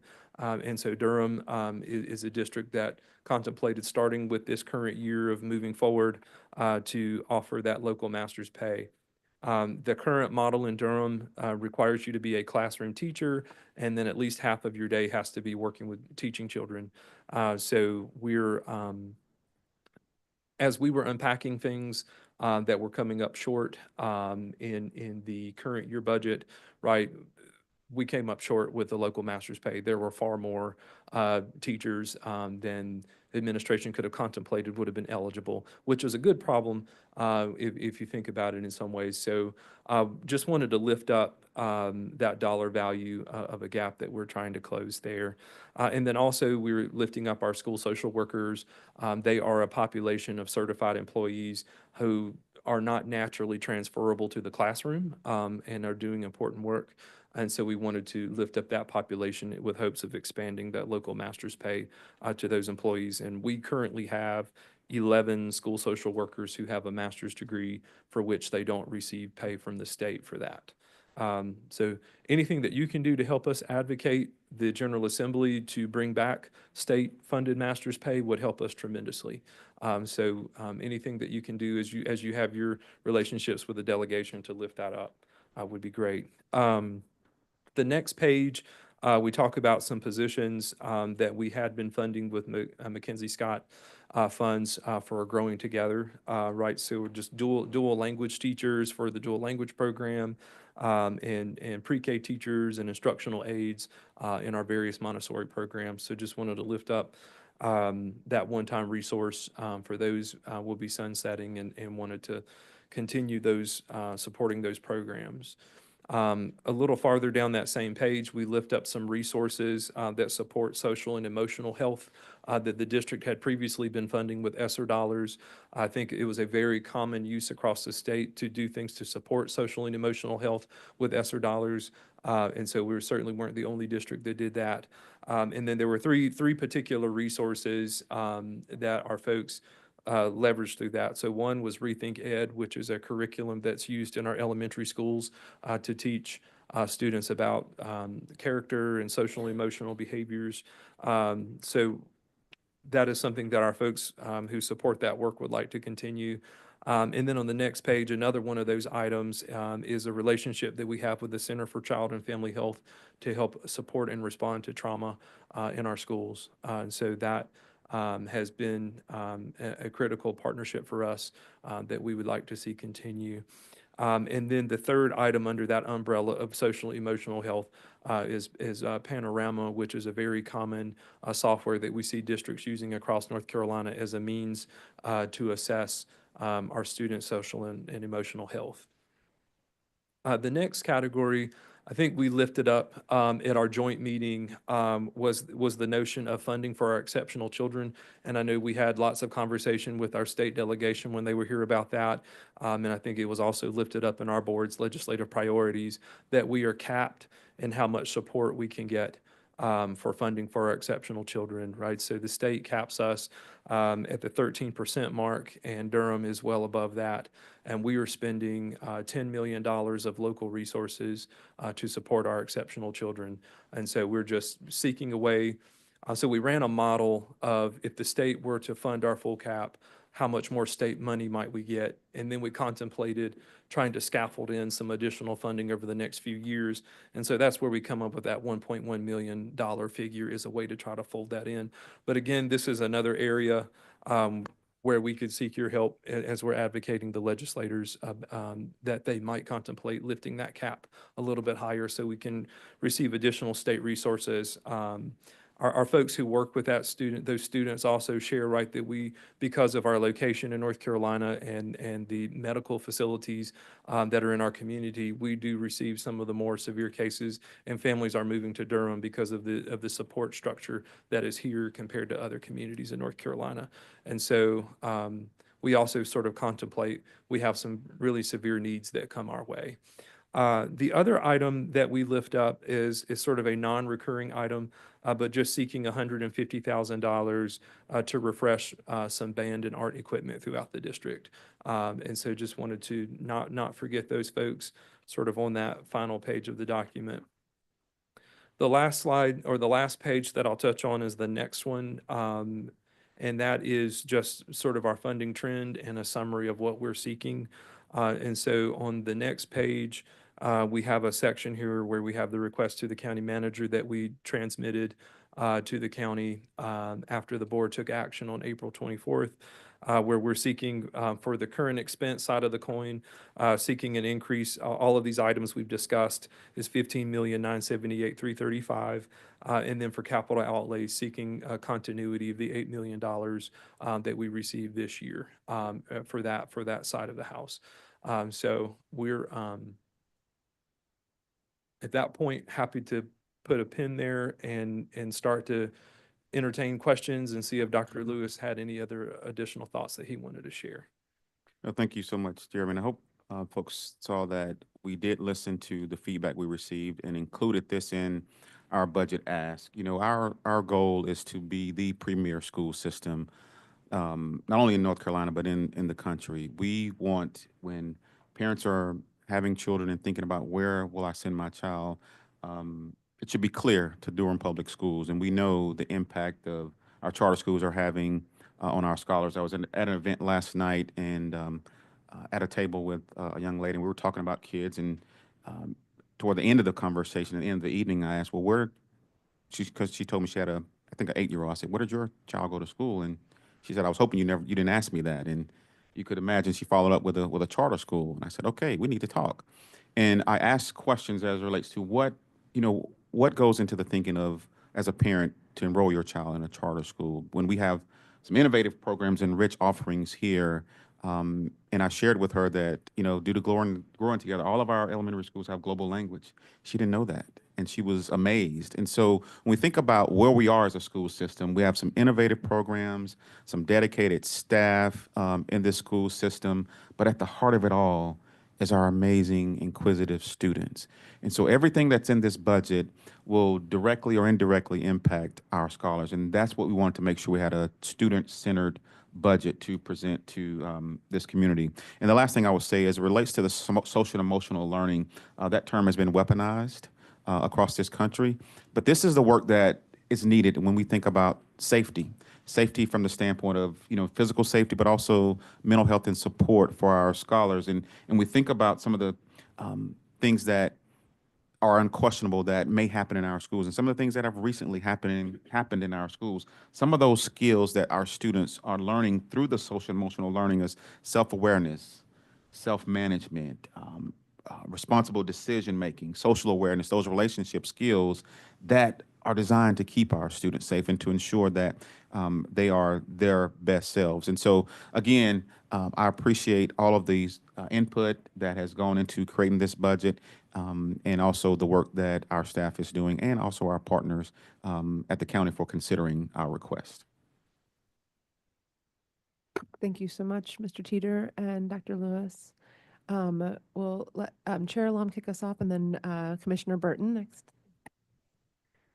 Thank you so much, Dr. Teeter. Just want to repeat what I said last time of, this presentation. Again, Dr. Lewis, you are building a dream team here. I'm really appreciative of the level of detail. Like, one thing I noted was I don't think we've ever received like the level of detail of the cost of insurance increases, like being presented to us like that minute detail. So I appreciate that, and also very consumable to me as a commissioner, and like making it more consumable to residents. And to Dr. Lewis, I know you said you want to come to the parents. The parents are broke. Don't ask us for money. I'm joking.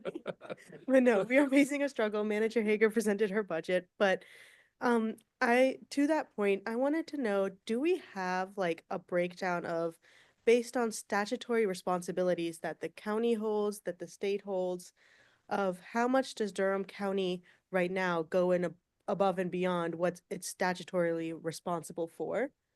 And then also, how much of a deficit is the state in for their state statutory responsibility for funding to DPS?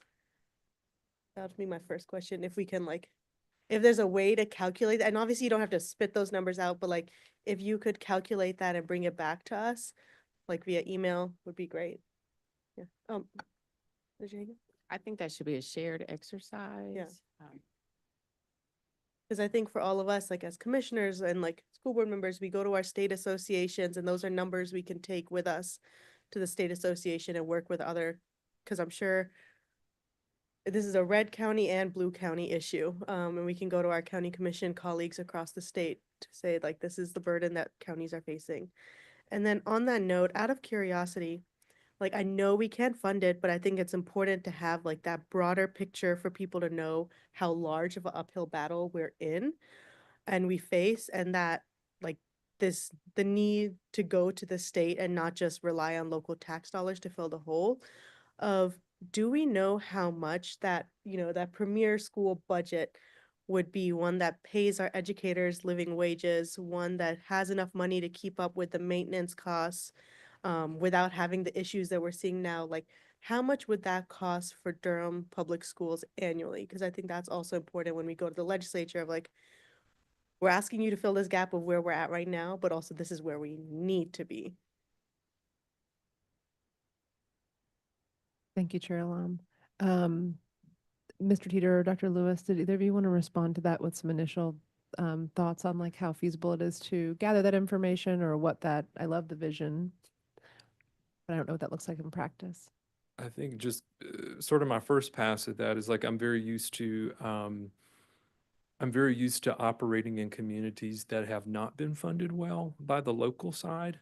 And so the color of that conversation has always been very different of, to the point of, right, so there's provisions in general statute that kind of dictate how you mediate funding disputes, right? And so there's a formula that's in the statute that we apply in those cases, where we determine what's an appropriate increase, and right, they factor in things like inflation from the Bureau of Labor Statistics for elementary and secondary schools, and just sort of the enrollment of districts, and looking at those variables to come up with what's an appropriate increase. And so I think, right, in some of those communities, the local is coming up short, and they've had to come up with additional dollars. In Durham, right, when you're number 2 per people in the state, right, it's hard to make the argument that Durham County hasn't been making an effort, right, particularly. And so I think we'll have to spend some time kind of wrapping our arms around how have you exceeded the norm, right, and what's rationally expected of it. So we're going to have to toss that around, and I agree with the county manager that may be a joint project, because there are other ways, right, there are other ways that you support us indirectly outside of this request, just in thinking about things like the school resource officers, and then the debt service, and things of that nature. So we'll have, that's a really great question that I think we'll enjoy putting an answer together for. Thank you, Mr. Teeter. I think Manager Hager wanted to say. Yes, I was just going to say, Commissioner Lum, we will work on that response. We're, as you know, doing some base budget review for all of our departments, and we'll start with the general statutes of what's required for all areas, because we do fund at higher levels in many other areas within the county budget. And in these challenging times, we want to make sure that we are covering the areas that we're required to do, and then looking at how do we make sure in those other priorities, because they move needles that are important, that we are resourced properly there. So we will work with Durham Public Schools on that exercise. I think that we have in the county's process already data that can help us get to some of this a little bit faster. Thank you so much, Manager Hager.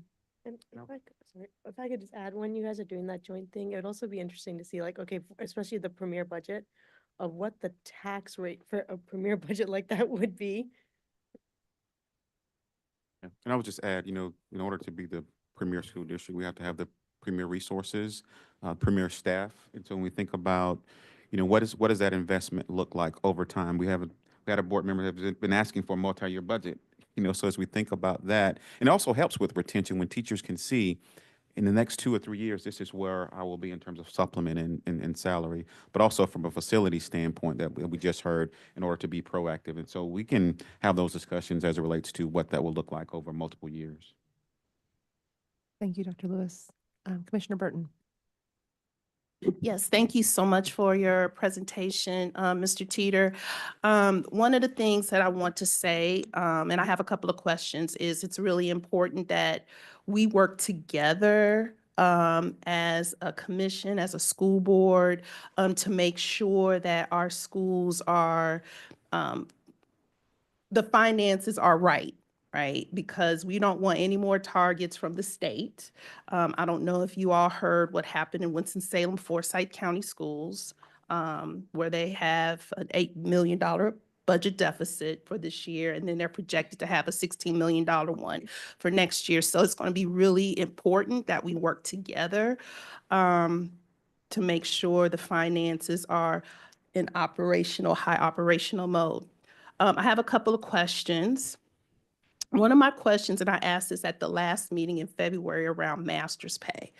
And the reason I'm asking this question because as a former educator in the building who had to have a master's to be certified, all right?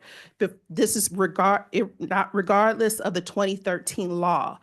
In order to be a media coordinator in North Carolina K-12, you had to have a master's to be certified, all right? And I'm hearing about social workers. They do not have to have a master's to be certified through DPI to have that M on their master's. And the reason I'm asking that question is because we want to make sure that we're getting the money that we're supposed to from the state to cover those salaries. And there's no, discretion about making sure people are getting paid what they're supposed to be paid. So that's my first question. Good question, right? So your media coordinators and our school counselors both fall in that umbrella where there's a master's degree that's required for that particular license. And so the state is still honoring master's pay for those employees. So not for social workers, I guess that's. Right, because I think you can have a bachelor's in social work and earn the school social work license. So it's not required for them.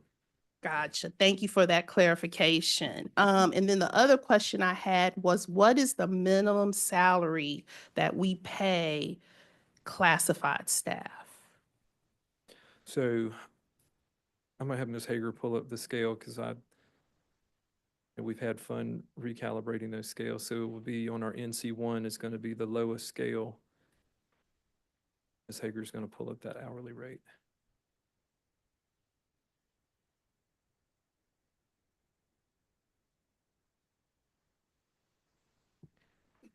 While Ms. Hager's working on that, did you have any other additional comments or questions, Commissioner Burton? No, I think those were the two main things. It's one, where our classified people are and how do we get them to the minimum salary, things like that. So I just was curious about that. Just while we're on that point and you're having our staff look for that number, do you all know your number? Because that's where a gap has grown in the past. Is it 19 something was last year? It was like $19.70, but we can clarify what that number is. Thank you for that question and response. Dr. Lewis? Oh, Ms. And the Hager. minimum is 1804. And that's NCO1. That's the classified salary schedule, NCO1. Gotcha. And I know bus drivers get paid a little bit more than that, right? Starting. Okay. All right. Thank you. Thank you. Yes, Commissioner Jacobs.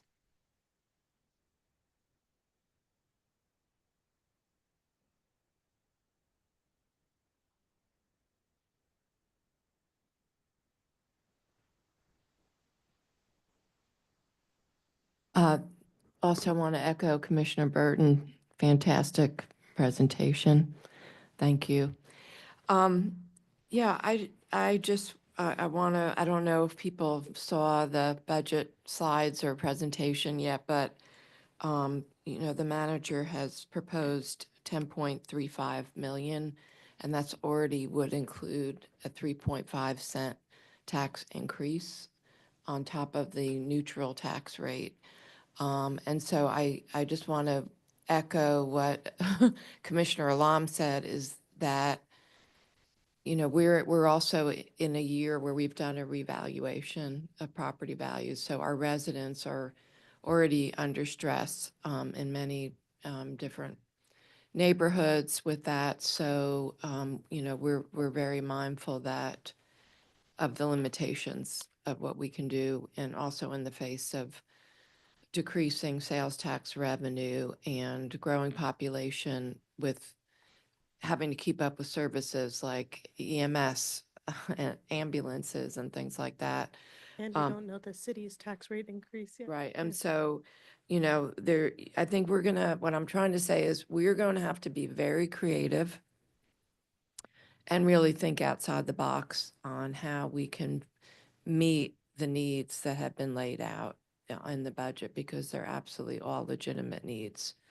And so the tough question is obviously the prioritizing, but then also thinking about, okay, what are some other ways that we can try to address these needs? And in the past, we've been very creative because $77.14 million worth of DPS needs are actually met outside of your budget. That's around the, you know, we do funding through SROs, public health, nonprofits during pre-K. So I want to emphasize the additional support that the county does also provide. So I guess, you know, Commissioner Burton and I have already been kind of brainstorming, but, you know, so one thing I hope that we'll look at, for instance, is around pre-K. We've had a partnership, right? And there's a request in here for the Montessori pre-K. Is that something that we could look at? We've had a history of trying to fund pre-K through the county. When I looked at your requests related to social and emotional mental health, you know, we do our mental health funding through Alliance. Is there, you know, ways that we could look at that? So I think, and then, you know, DPS Foundation for some of the non-recurring expenses. Are there ways, you know, we have sectors of our community who do have the means, the business community. If we had special funds for some of these needs, would we see the community step up if they were aware of them and to fund those directly? So I think that's the mindset that we all need to have, is how can we work together to make sure that our needs are filled as a community. I don't want to be a downer, but SNAP funding. That is, we are looking at, we did a support letter last night that would directly impact Durham Public Schools, our CEF program, and the ability for our children to have the food they need to learn and thrive. So I know this will be an ongoing discussion and collaboration together. And I like what you said in terms of some of the data, because we do have County Assembly Day coming up in June. So we could definitely start thinking about how do we have more statewide conversations on this. Thank you, Commissioner Jacobs. Any other commissioners that had questions or, yes, Commissioner Burton.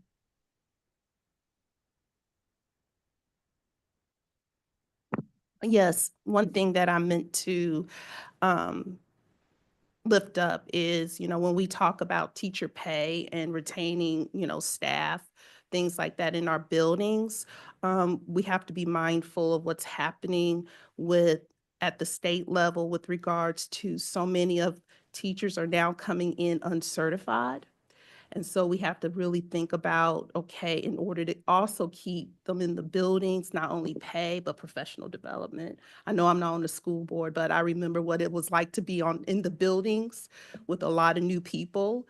And I think a lot of times in the community, we think about, okay, if we pay, and that's just one aspect of it, but also thinking about how do we, keep people with professional development and things like that, because we now know that 41% of the new educators that are coming into our schools did not go through a traditional teaching program. And so that also leads to turnover, which affects us as a county because we got to, have good people in the building. So I know the superintendent already knows that, but I just thought I'd look that up. Thank you. Yes, Commissioner Jacobs. I forgot to mention a very positive thing that we're working on. Board Member Tab and I and Dr. King, Deb Pittman, working together on a work group around how do we expand the Teach House model countywide. So how do we look at other factors related to just pay that are part of the retention and recruitment? And that's a huge opportunity that we have around housing and also building communities of support, professional development, because the Teach House model has been shown to be very effective at both recruitment and retention. And that's, again, something we can do together as a community. Thank you both for lifting those up. I know that Board Member Harold Goff had something she wanted to share as well. It's just a comment, an observation, a reflection.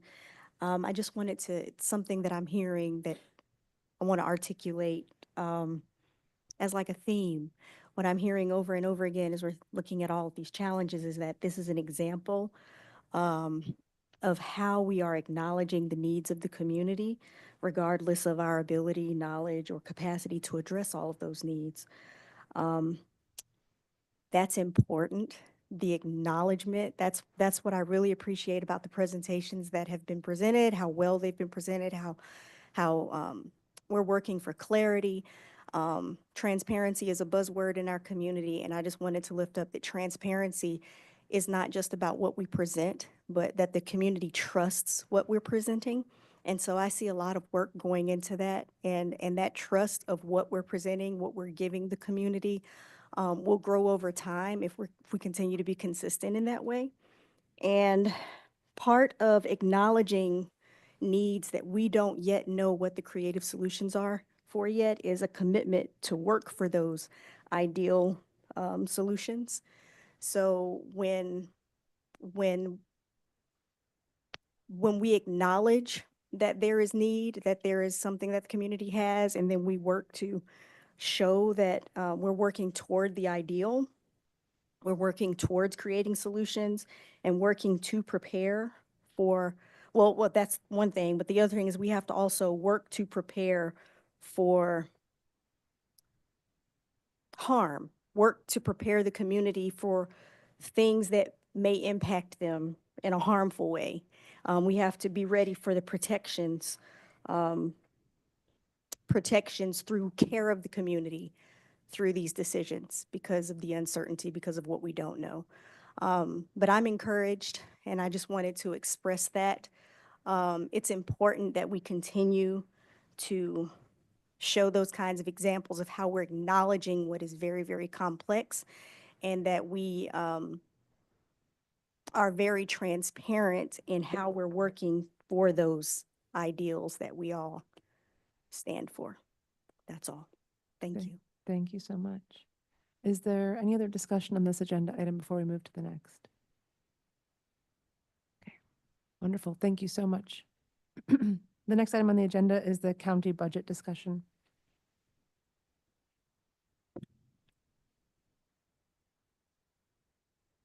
Okay, I will give some highlights of the presentation last night. I will not go through all those slides. So there will be lots of skipping, although I did modify what was sent over from the original presentation. So look forward to sharing some of the updates shared with the board. The recommended budget was my first as county manager, although, I've been in this business a long time, but it's something different when it's your first on your own. And so I'd like to acknowledge the partnership I've had with Durham Public Schools over the years. As you know, I've always been a champion for the schools and for our community. As a long-term Durham resident, there is no greater advocate for the public schools because you have the largest opportunity helping ensure that our resources and pipeline with our students help bridge our future. And so it is always in the forefront in how we think about how we fund and support our future. Next slide, please. This is just a slide and that shows the varied types of items we talk about, from capital planning and bonds to schools to aging, economic development. There are so many mandated services and commitments the county commissioners have to deal with. And just like the schools, often more competing priorities, then there are dollars to support them. Next slide. Our budget was anchored with our DECO Forward 2029 strategic plan, and this was refreshed last year and served as a guiding principle in how we developed the budget, and we'll not go into a lot of those points. Please look at our presentation and the budget document online for more details about our plan. Next slide. I included this slide because it is one that we've talked about today from the standpoint of population trends and growth and where we've been and where we're headed. Over the past decade, Durham County has experienced an 18% overall population growth. That's tremendous. North Carolina's population growth was about 9% in the same period. So as we talk about aging facilities, trying to make sure we meet the needs of a community that's changing. And so there are complexities along with that as well. But the pressures on our social services system, our public health, EMS, our sheriff, public schools, all of those different competing priorities are areas that we attempt to address in this budget. But a great visual of where we're headed, because in some regions of the state, their picture looks a lot different. Next slide, please. When looking at the priorities for the budget, there were several that I will elevate. One was to maintain the county's fiscal stability, making sure that we struck the right balance of fund balance use, and we'll talk about that a little bit more later. Making sure we maximize existing revenue and recommended responsible tax rate, especially in light of this current climate that we're in. Providing adequate support for our growing population and safety areas. For an example, it's been over 7 years since we've added a new shift or a new placeholder of workers for the EMS division. And so the population has grown quite significantly since then. So we needed to make sure in that perspective, we had the right level. Adding adequate support funding for Durham Public Schools, supporting talent retention with our county employees, looking at a lot of realignment of existing positions and ensuring for adequate services for current levels. The last step with making sure we plan for capital projects. Next slide.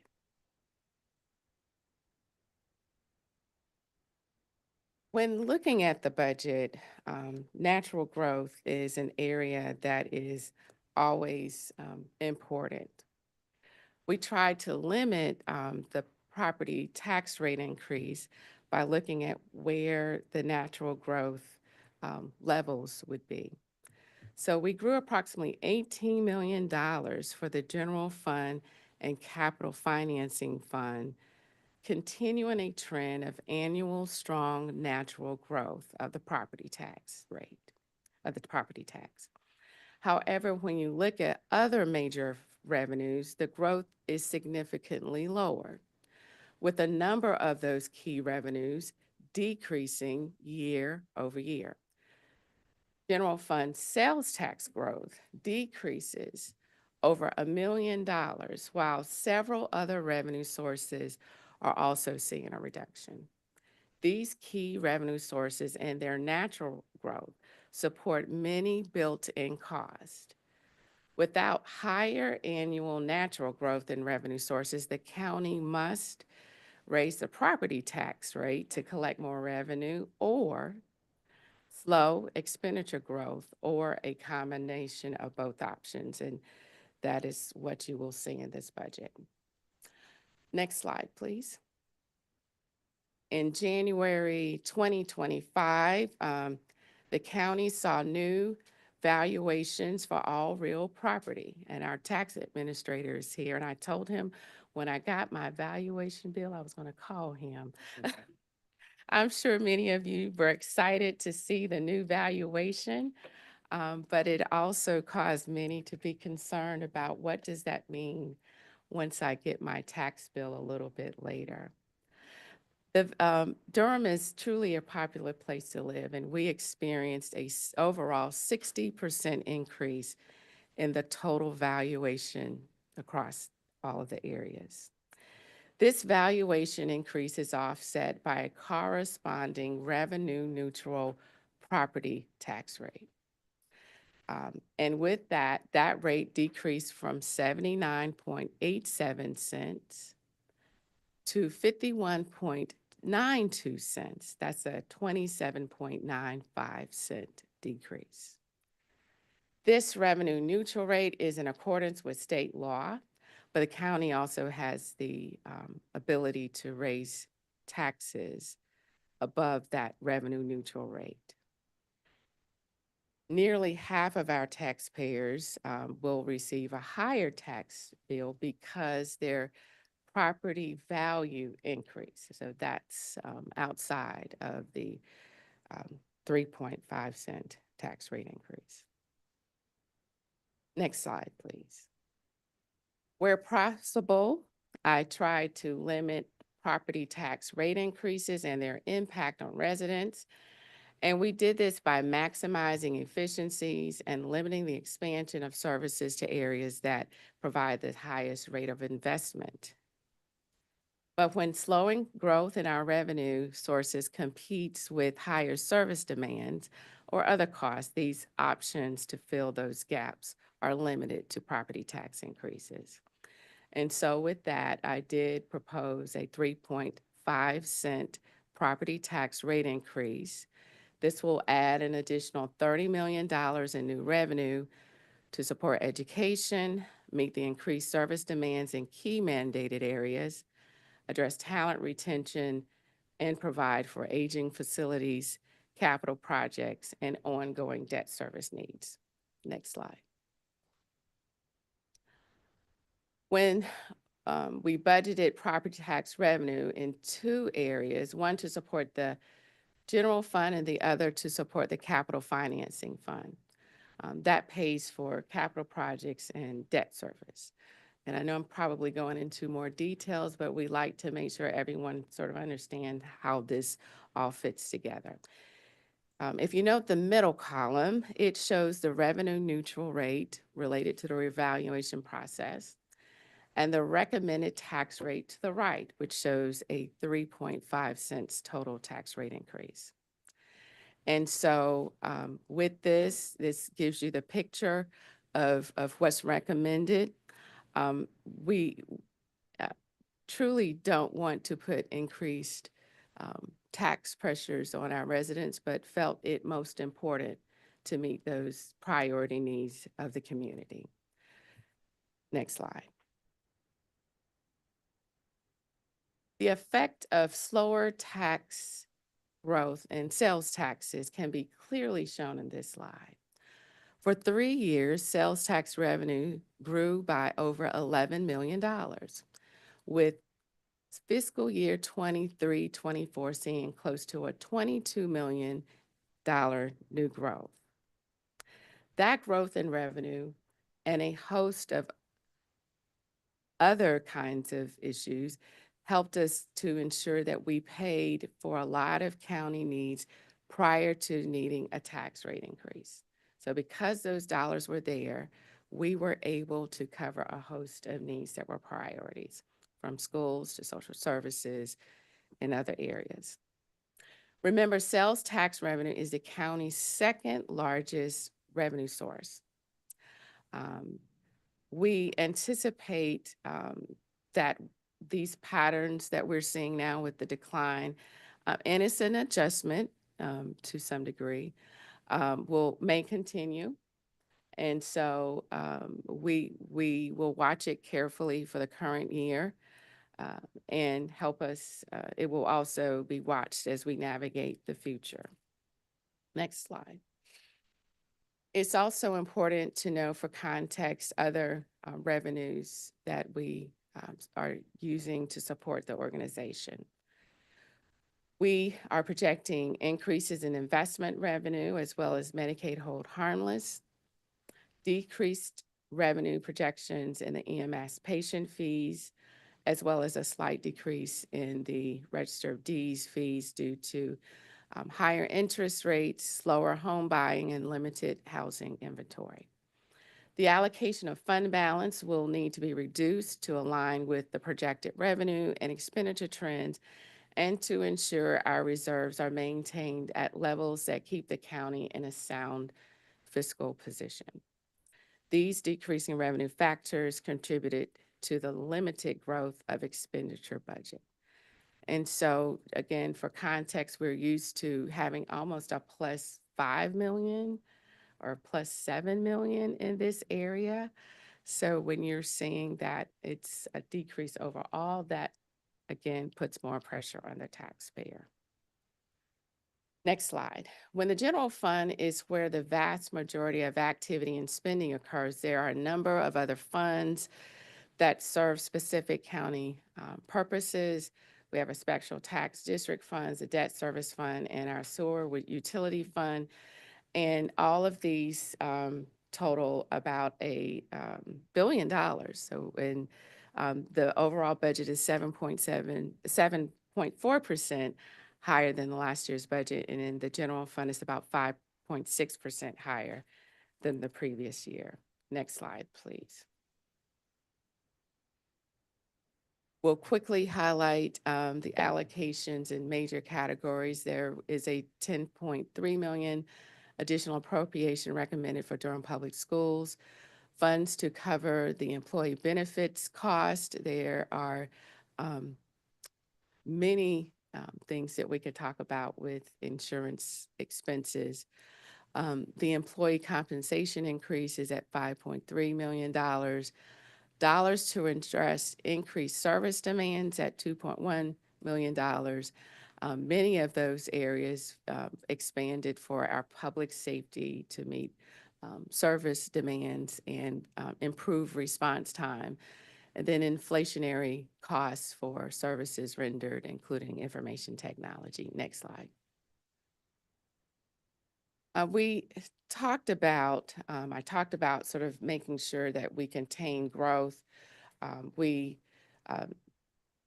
In this budget, made sure that we realign positions where appropriate. Many positions were either realigned, some eliminated. And so in the budget, I recommended 45 new positions. However, they were offset by realigning vacant positions in areas that were not in mandated or compliance-related areas. The net impact of the growth was 11.2 positions. Next slide. Durham Public Schools funding. The county's commitment to the schools, as I shared earlier, is unwavering.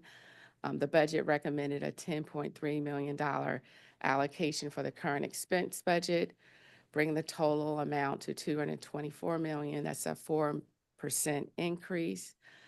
This brings the per pupil student funding to $5,496.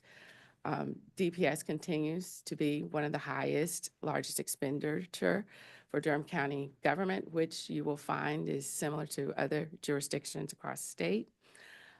We fund an additional to this appropriation about $77 million in the budget indirectly for support to DPS through a number of different departments that are listed, as well as debt service payments being amongst the highest component. Next slide. This slide shows the funding allocated to Durham Public Schools over since 2016-17. With this appropriation, Durham Public Schools annual county funding will have increased by $35 million over the last 2 years and nearly $70 million over the last 5 years. Next slide. This slide I added, this was not in the presentation last night, but just wanted to show you how the math works. When we made the historic allocation last year, we did that by using some dollars that were soft funds, using our American Rescue Plan funds. And so last year this time we said we knew going into this year's budget that would be a number we would have to restore. And so if you look at the 24-25 budget column, you'll see that the total budget for not including debt service was $215 million, of which $6.7 million was funded through ARPA dollars. In this year's budget, it's recommended, which is the far right column, that we restore the capital outlay budget to $6 million. We also, as shared earlier, we add an additional $10.3 million to the current expense budget. There are still additional dollars from ARPA that support our pre-K classes, and that's what those dollars were for, bringing the amount to $223 million. I will note that we acknowledged that there are areas that we know are of concern, and deferred maintenance, repairs, and renovations is a high priority. And this is a step that we did a couple of years ago. We added $10 million to the capital improvement plan, which is a one-time funding allocation to assist Durham Public Schools with pressing needs that cannot be met through current bond funding, lottery funds, or the ARPA funding allocated in fiscal year 24-25. This approach, again, we used previously, and it's available beyond the current year because oftentimes it's not tapped into until a future fiscal year. And so 4 years ago when we did this allocation was most important to do some of the design work for buildings that were improved in the capital improvement plan. Marie Bassenberg is a great example. So all that design work happened like 2 years almost before the bond happened. And once the bond hit, you were already ready for construction. And so that seamlessness helped us to get across the approval threshold with the local government commission as well as rating agencies, because in the past we did not spend our dollars at the rate that it needed to be. So this is for two parts, planning for future bonds, but also we know there are some pressing items that you've mentioned that need to have some gap funding. If you go to the next slide, please.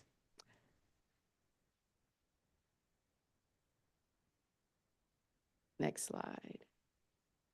Okay. This just highlights Durham Public Schools. They had a modest request of 1.8%, and that shows the Durham Tech. I'm sorry. I am sorry. I need to stick to my script. Durham Technical Community College. I know they're partners with you as well as the county, and we're excited about the investments and just wanted to show that as well. And then the last couple of slides, just some reminders or next steps in the process. We will have a public hearing on May 27th. Budget work sessions will begin on the 20th and the 22nd. And we will have additional ones on May 29th, June 3rd, and if needed, June 5th. The adopted budget is planned for June 9th. Next slide. In an effort to engage the public, particularly our youth, we held a contest this year where we asked young residents to design the budget document cover. The ask was to show their favorite things about Durham. I'm delighted to announce that our winner was Zora Williams. She's 12 and attends Roger Her Middle School. Zora is an artist. She loves to paint and bring her ideas to life. Her submission includes many of the favorite places that are my fond memories in Durham. I said it last night and I'll say it again. Zora, thank you for your beautiful submission. And we'll have a special recognition for Zora at the June 9th board meeting. I'm hopeful that many of you can join us as we honor her work. And next slide. And so for our documents and links to the presentation, please see our website at deco.gov, and I will entertain any questions. Thank you. Thank you so much, Manager Hager. Any discussion? We're looking to board members first. Okay, Ms. Umstead?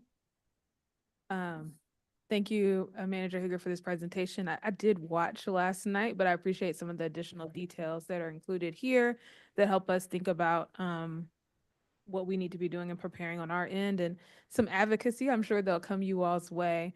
I also just want to acknowledge and celebrate where our board and this board and your board relationship has come over the last couple of years.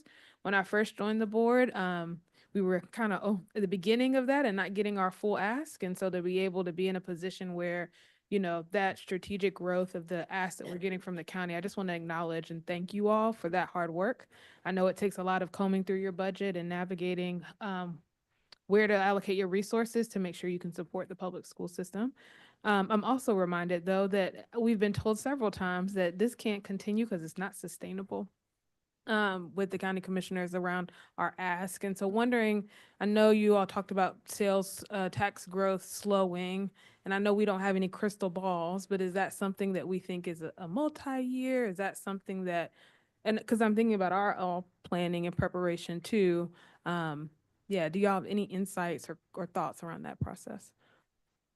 I will say that going into this budget year, we saw patterns of sales taxes slowing. As a matter of fact, when we started the year, we had a position freeze. So it is not by chance that at the end of as we worked towards developing next year's budget, we tactically had positions available that we could realign. If you look at the pattern of dollars through the Infrastructure Act that happened a couple of years ago, we knew with your ESSER dollars, your ARPA dollars, all the economic incentives that happen. So some of this is an adjustment that was expected. Right now, we're in a unique shifting landscape. And so with that, we will watch. We imagine that there is some reset with sales taxes, and we're hopeful that it will start adjusting up again. But we're just watchful and very cautious. Where I will say I am most concerned are in areas right now that discussions are happening around many of our entitlement programs, okay? Whether it's Medicaid or SNAP or dollars for other priority areas that the country in the past has held as priorities. And so we just don't have a net large enough to cover those gaps. So sales taxes are a concern. What's happening in the national landscape and shifts in priorities and how will we move forward is something that as a community we will have to navigate. So I appreciate that. And I did watch I think resolutions or letters that you all approved around SNAP, I think around Medicaid expansion, Head Start as well. And I think our superintendent has sent some communication to Representative Fushi about this, but I wonder if our board also should take up some collective resolutions. And if there are any other, I'm sure there'll be more as things come down, if we can be tag teaming and having the county and the school board, and I'm sure the city would like to also get on board. I'm not sure, I don't know. But I imagine that the city would also like to have some resolutions as well, because this is something that impacts our total community as well as has a lot of implications on our budget as well. So if y'all could share that, we could think about taking that up. I could add and just, oh, I'm sorry. Dr. Lewis. I'm sorry, if I could just add to that and encourage people to reach out to our House of Representatives. Just today, there are some markups on some bills that would have some impacts on down to school districts as well as as it relates to the reconciliation bill that will shift a large amount of Medicaid costs to states that will also impact us from a special education standpoint. We're already not adequately funded through special education. So I would encourage you to contact your House of Representative and your family and friends in other parts of North Carolina, have them contact their House of Representatives as well and ask them to, vote no on that. And then in addition, there's in the Ways and Means Committee, there's a request request them to remove the private school voucher tax credit that will impact us in a major way. And so what this does is give individuals that want to donate to this 100% tax credit. And so ask them to vote no on that as well. Thank you so much, Dr. Lewis. And then Commissioner Jacobs. Just wanted to follow up on what Board Member Umstead was referring to, the sales tax. Just to put it in context, that's a national trend. So it's not like Durham is an outlier. We saw a big boost after COVID. We had a lot of money coming into people's pocketbooks with, different types of COVID relief funding for families, which has gone away. We've seen the impact of inflation. And now, of course, people are not spending because, they may be worried about the global economic changes.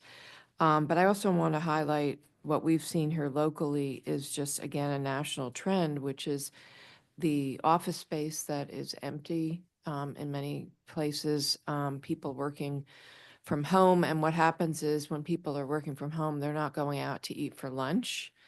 They're not spending in our local businesses. And that's why here in Durham, we are working on strategies to increase our local sales tax revenue. That's why things like the Durham Next and looking at, investing in our sports facilities, a new convention center, all of those things are really important for us being proactive around sales tax revenue, because we're going to have to come up with new ways to have people from out of town visiting, coming to festivals, so they can support and provide funding for our local needs and find other ways to support our local, restaurants, hotels, small businesses. So I just want to put it out there that we are working on this issue and we have to be proactive.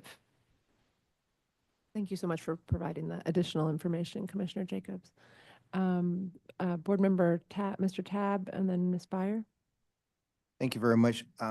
Thank you, County Manager Hager. Thank you very much for your presentation. Just wanted to uplift a few things.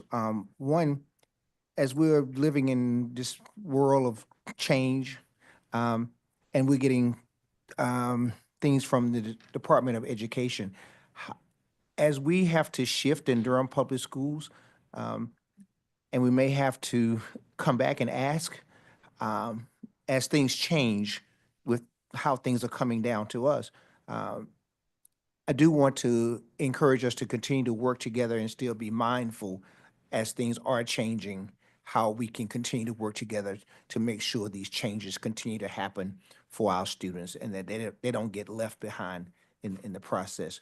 Do you want to speak about any of that? I will say the part of the challenge that we face is that the landscape is shifting everywhere. And it's not just Durham Public Schools. It's also public health, where we're mandated to do types of services, and DSS. To the extent that we can be fiscally responsible and assist, the county will try. Our reserves are about 4 months cash, okay? So that does not offer a lot for one-time emergencies, and that's not a strategy longer term. And so I do feel in this environment, we will all have to collectively revisit what's in the base operations, what we can afford, and what's the highest priority in light of the strategies we're trying to accomplish. And that is one of the reasons we're doing a very rigorous base budget review next year, starting some this year, so that we can redefine where we can afford to invest if shifts happen. I'm optimistic that some things will not come to fruition. In case there are scenarios, we just need to start planning now. Thank you so very much for that. I mean, I know I stand ready to continue to work with you all on how to manage all of this, because we are living in some very, I call, perilous times. And I know safety and security is another issue that is going to be coming before us as we continue to look at things that are happening in the city, they're happening within our schools. And so there's some shifting that I know that I think we're going to have to do. And I just wanted you to at least be aware of it, that it's in your mindset. So thank you. Thank you, Mr. Tab. Ms. Byer? So, Manager Hager, I just wanted to congratulate you on your first official budget. I also was watching last night and cheering you on. It is evident that you do support education and the shared values of Durham, and your budget reflects a strong start to that. But I want us just to be clear as a group as we continue on here. We've got new leadership in the county manager's role, new leadership with the superintendent, and I want us to be clear on the gaps, and I don't want to get anything wrong when I'm talking to constituents. So Dr. Lewis was at 15.9, and yours was 10.3. So we've got a 5.6 million gap there. I'm looking. And then our capital ask was 8, and y'all are putting in 6 that are not within that 10.3, right? And then I'm coming to the 10, promise. So between the 8 and the 6, there's a $2 million gap, the way I'm thinking about it. And then, but you're recommending the 10, and I heard you talking about that as a multi-year funding stream. And I love today that you talked about it for making sure that we get our project shovel ready, because that is how we've moved bond work quickly and stayed efficient. So I just wanted to clarify the gaps that we're talking about so that we're all in shared understanding of that. And I don't want to get anything wrong, so please, yeah. You explained it perfectly, okay? And I will talk further about the $10 million. So the $10 million is to address the pent-up demands that you determine should be prioritized first. So if it's determined that Durham Public Schools needs the full amount in fiscal year 25, 26, it is available. Based on the past, dollars that were available through the bond funds or lottery or other sources were used first, and it was used a little bit later. So that does offer additional clarity. So although we didn't fund totally the 8 million that was desired, there's the access to the 10 to address many of the areas that are pressing. That's super, super helpful. I really appreciate that clarity for all of us going forward, and look forward to this as a super strong start. And I know our board will continue to have conversations on if this is your final offer, which sometimes it is and sometimes it isn't in Durham, what difficult decisions we will have to make, and we look forward to continuing those conversations. But thank you so much for this strong budget. Thank you. Any other, Commissioner Burton?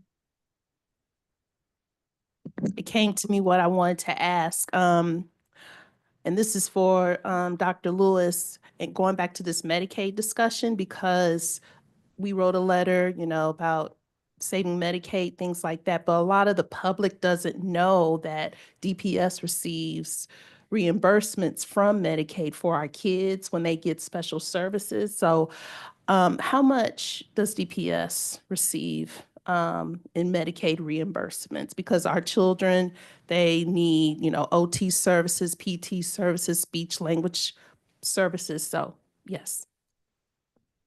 Mr. Teeter? Yeah, Mr. Teeter's going to answer that question, but what I do know is we have a shortage of mics and Medicaid funding. That will impact our budget, our general budget in a major way. If we're not getting those reimbursements from the federal government, from Medicaid, we will have to look elsewhere to get those funds, similar to what we're doing now to account for the gap in SPED funding or EC funding. Hey there. So the most recent settlement that we got was a little over $4 million for those services for the year. Thank you. Other, Commissioner Jacobs?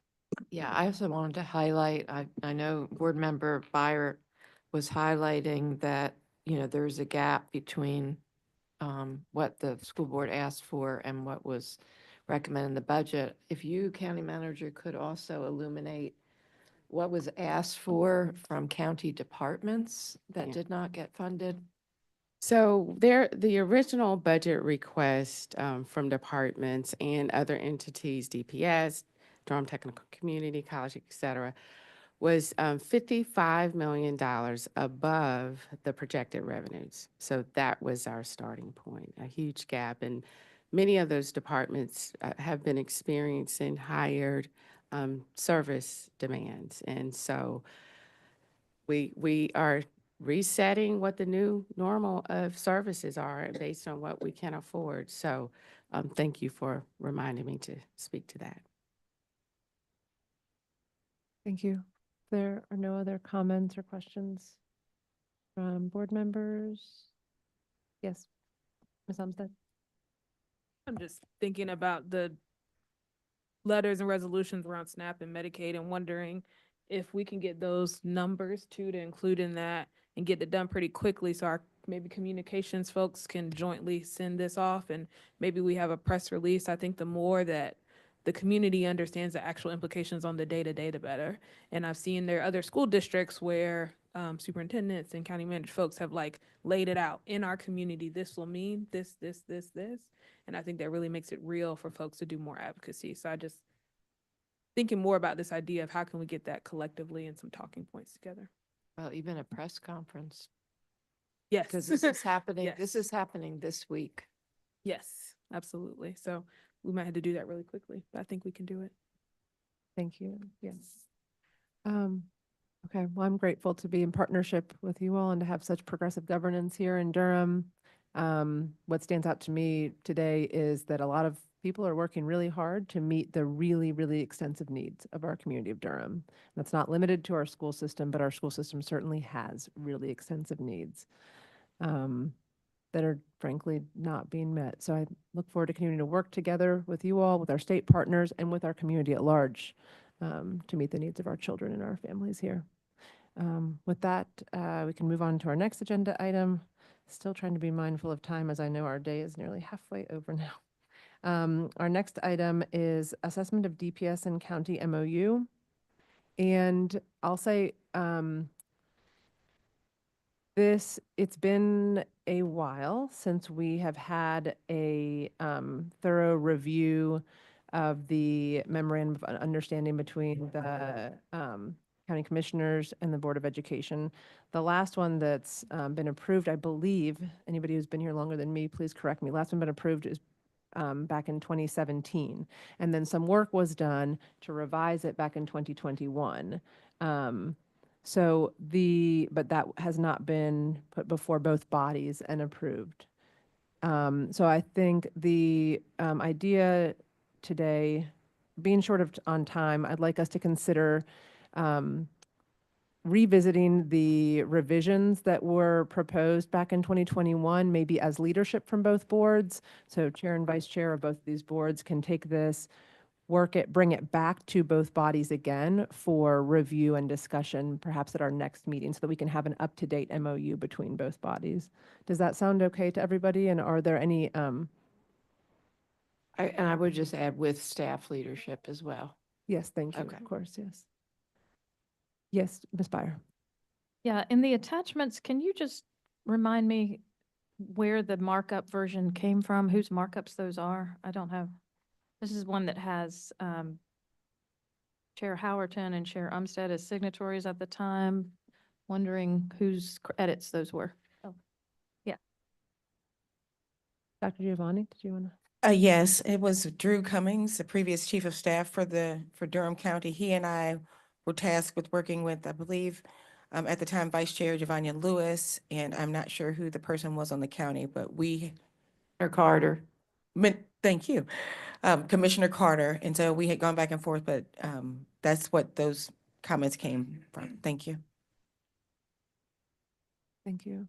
So I think we'll look at the 2017 version, the 2021 version, and consider our current needs and circumstances today, work in partnership with administration and staff.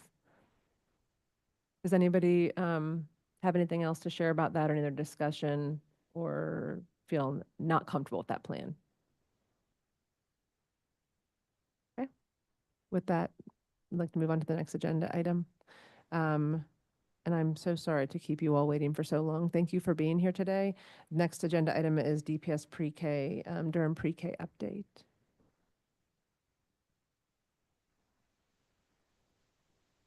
I'm looking around. I don't see our staff here on this. Oh, wait. Oh, darn. Left her waiting so long that she left.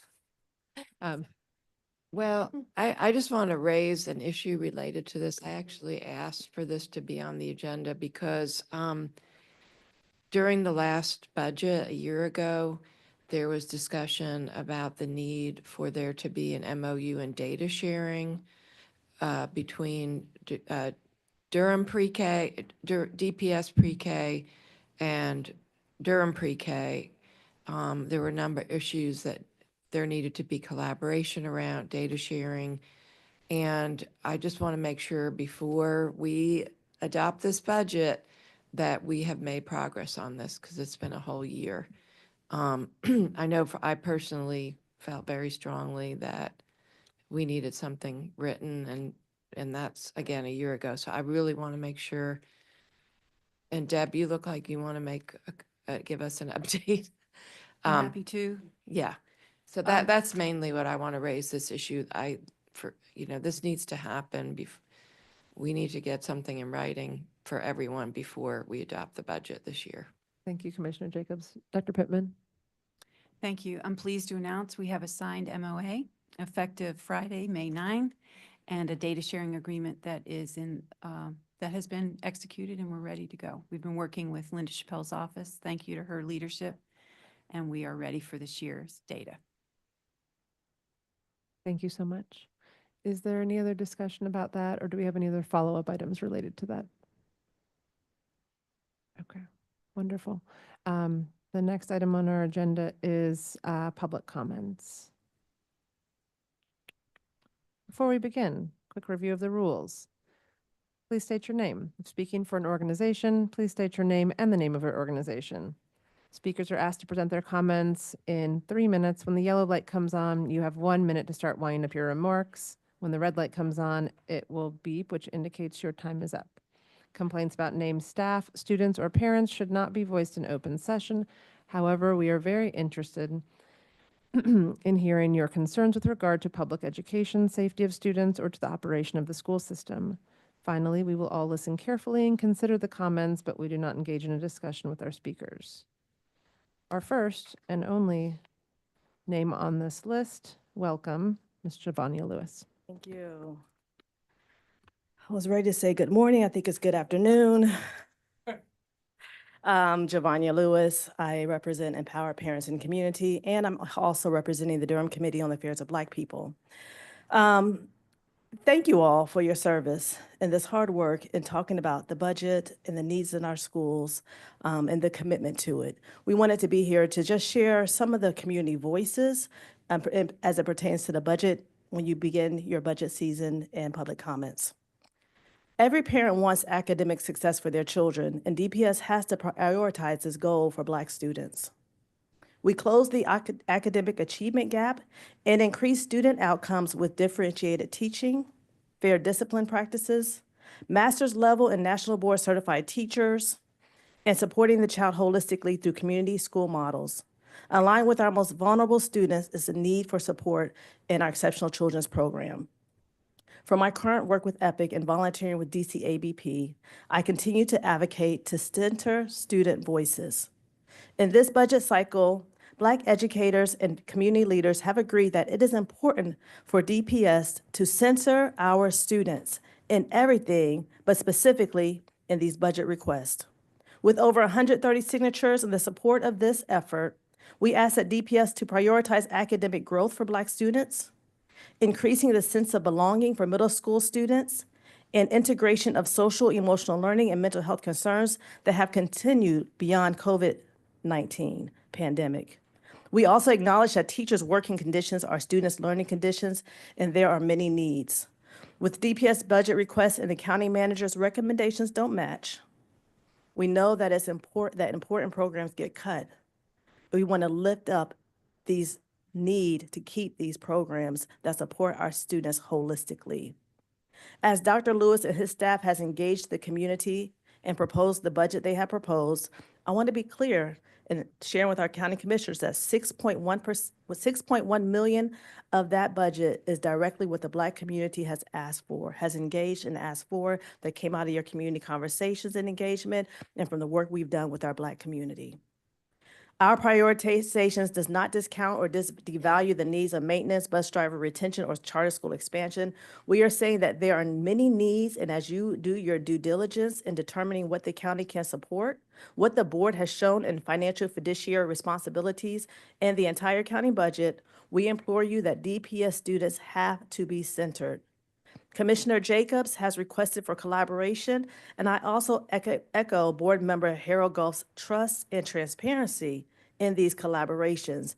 You have to collaborate with more than the usual suspects and listen to what the community wants and who is already providing the services. We support the superintendent's recommendations and affirming that we need to include Black community and their voices, pass a budget that reflects inclusivity, restoration, academic excellence, and justice for all. Thank you for your service. Thank you so much, Ms. Lewis.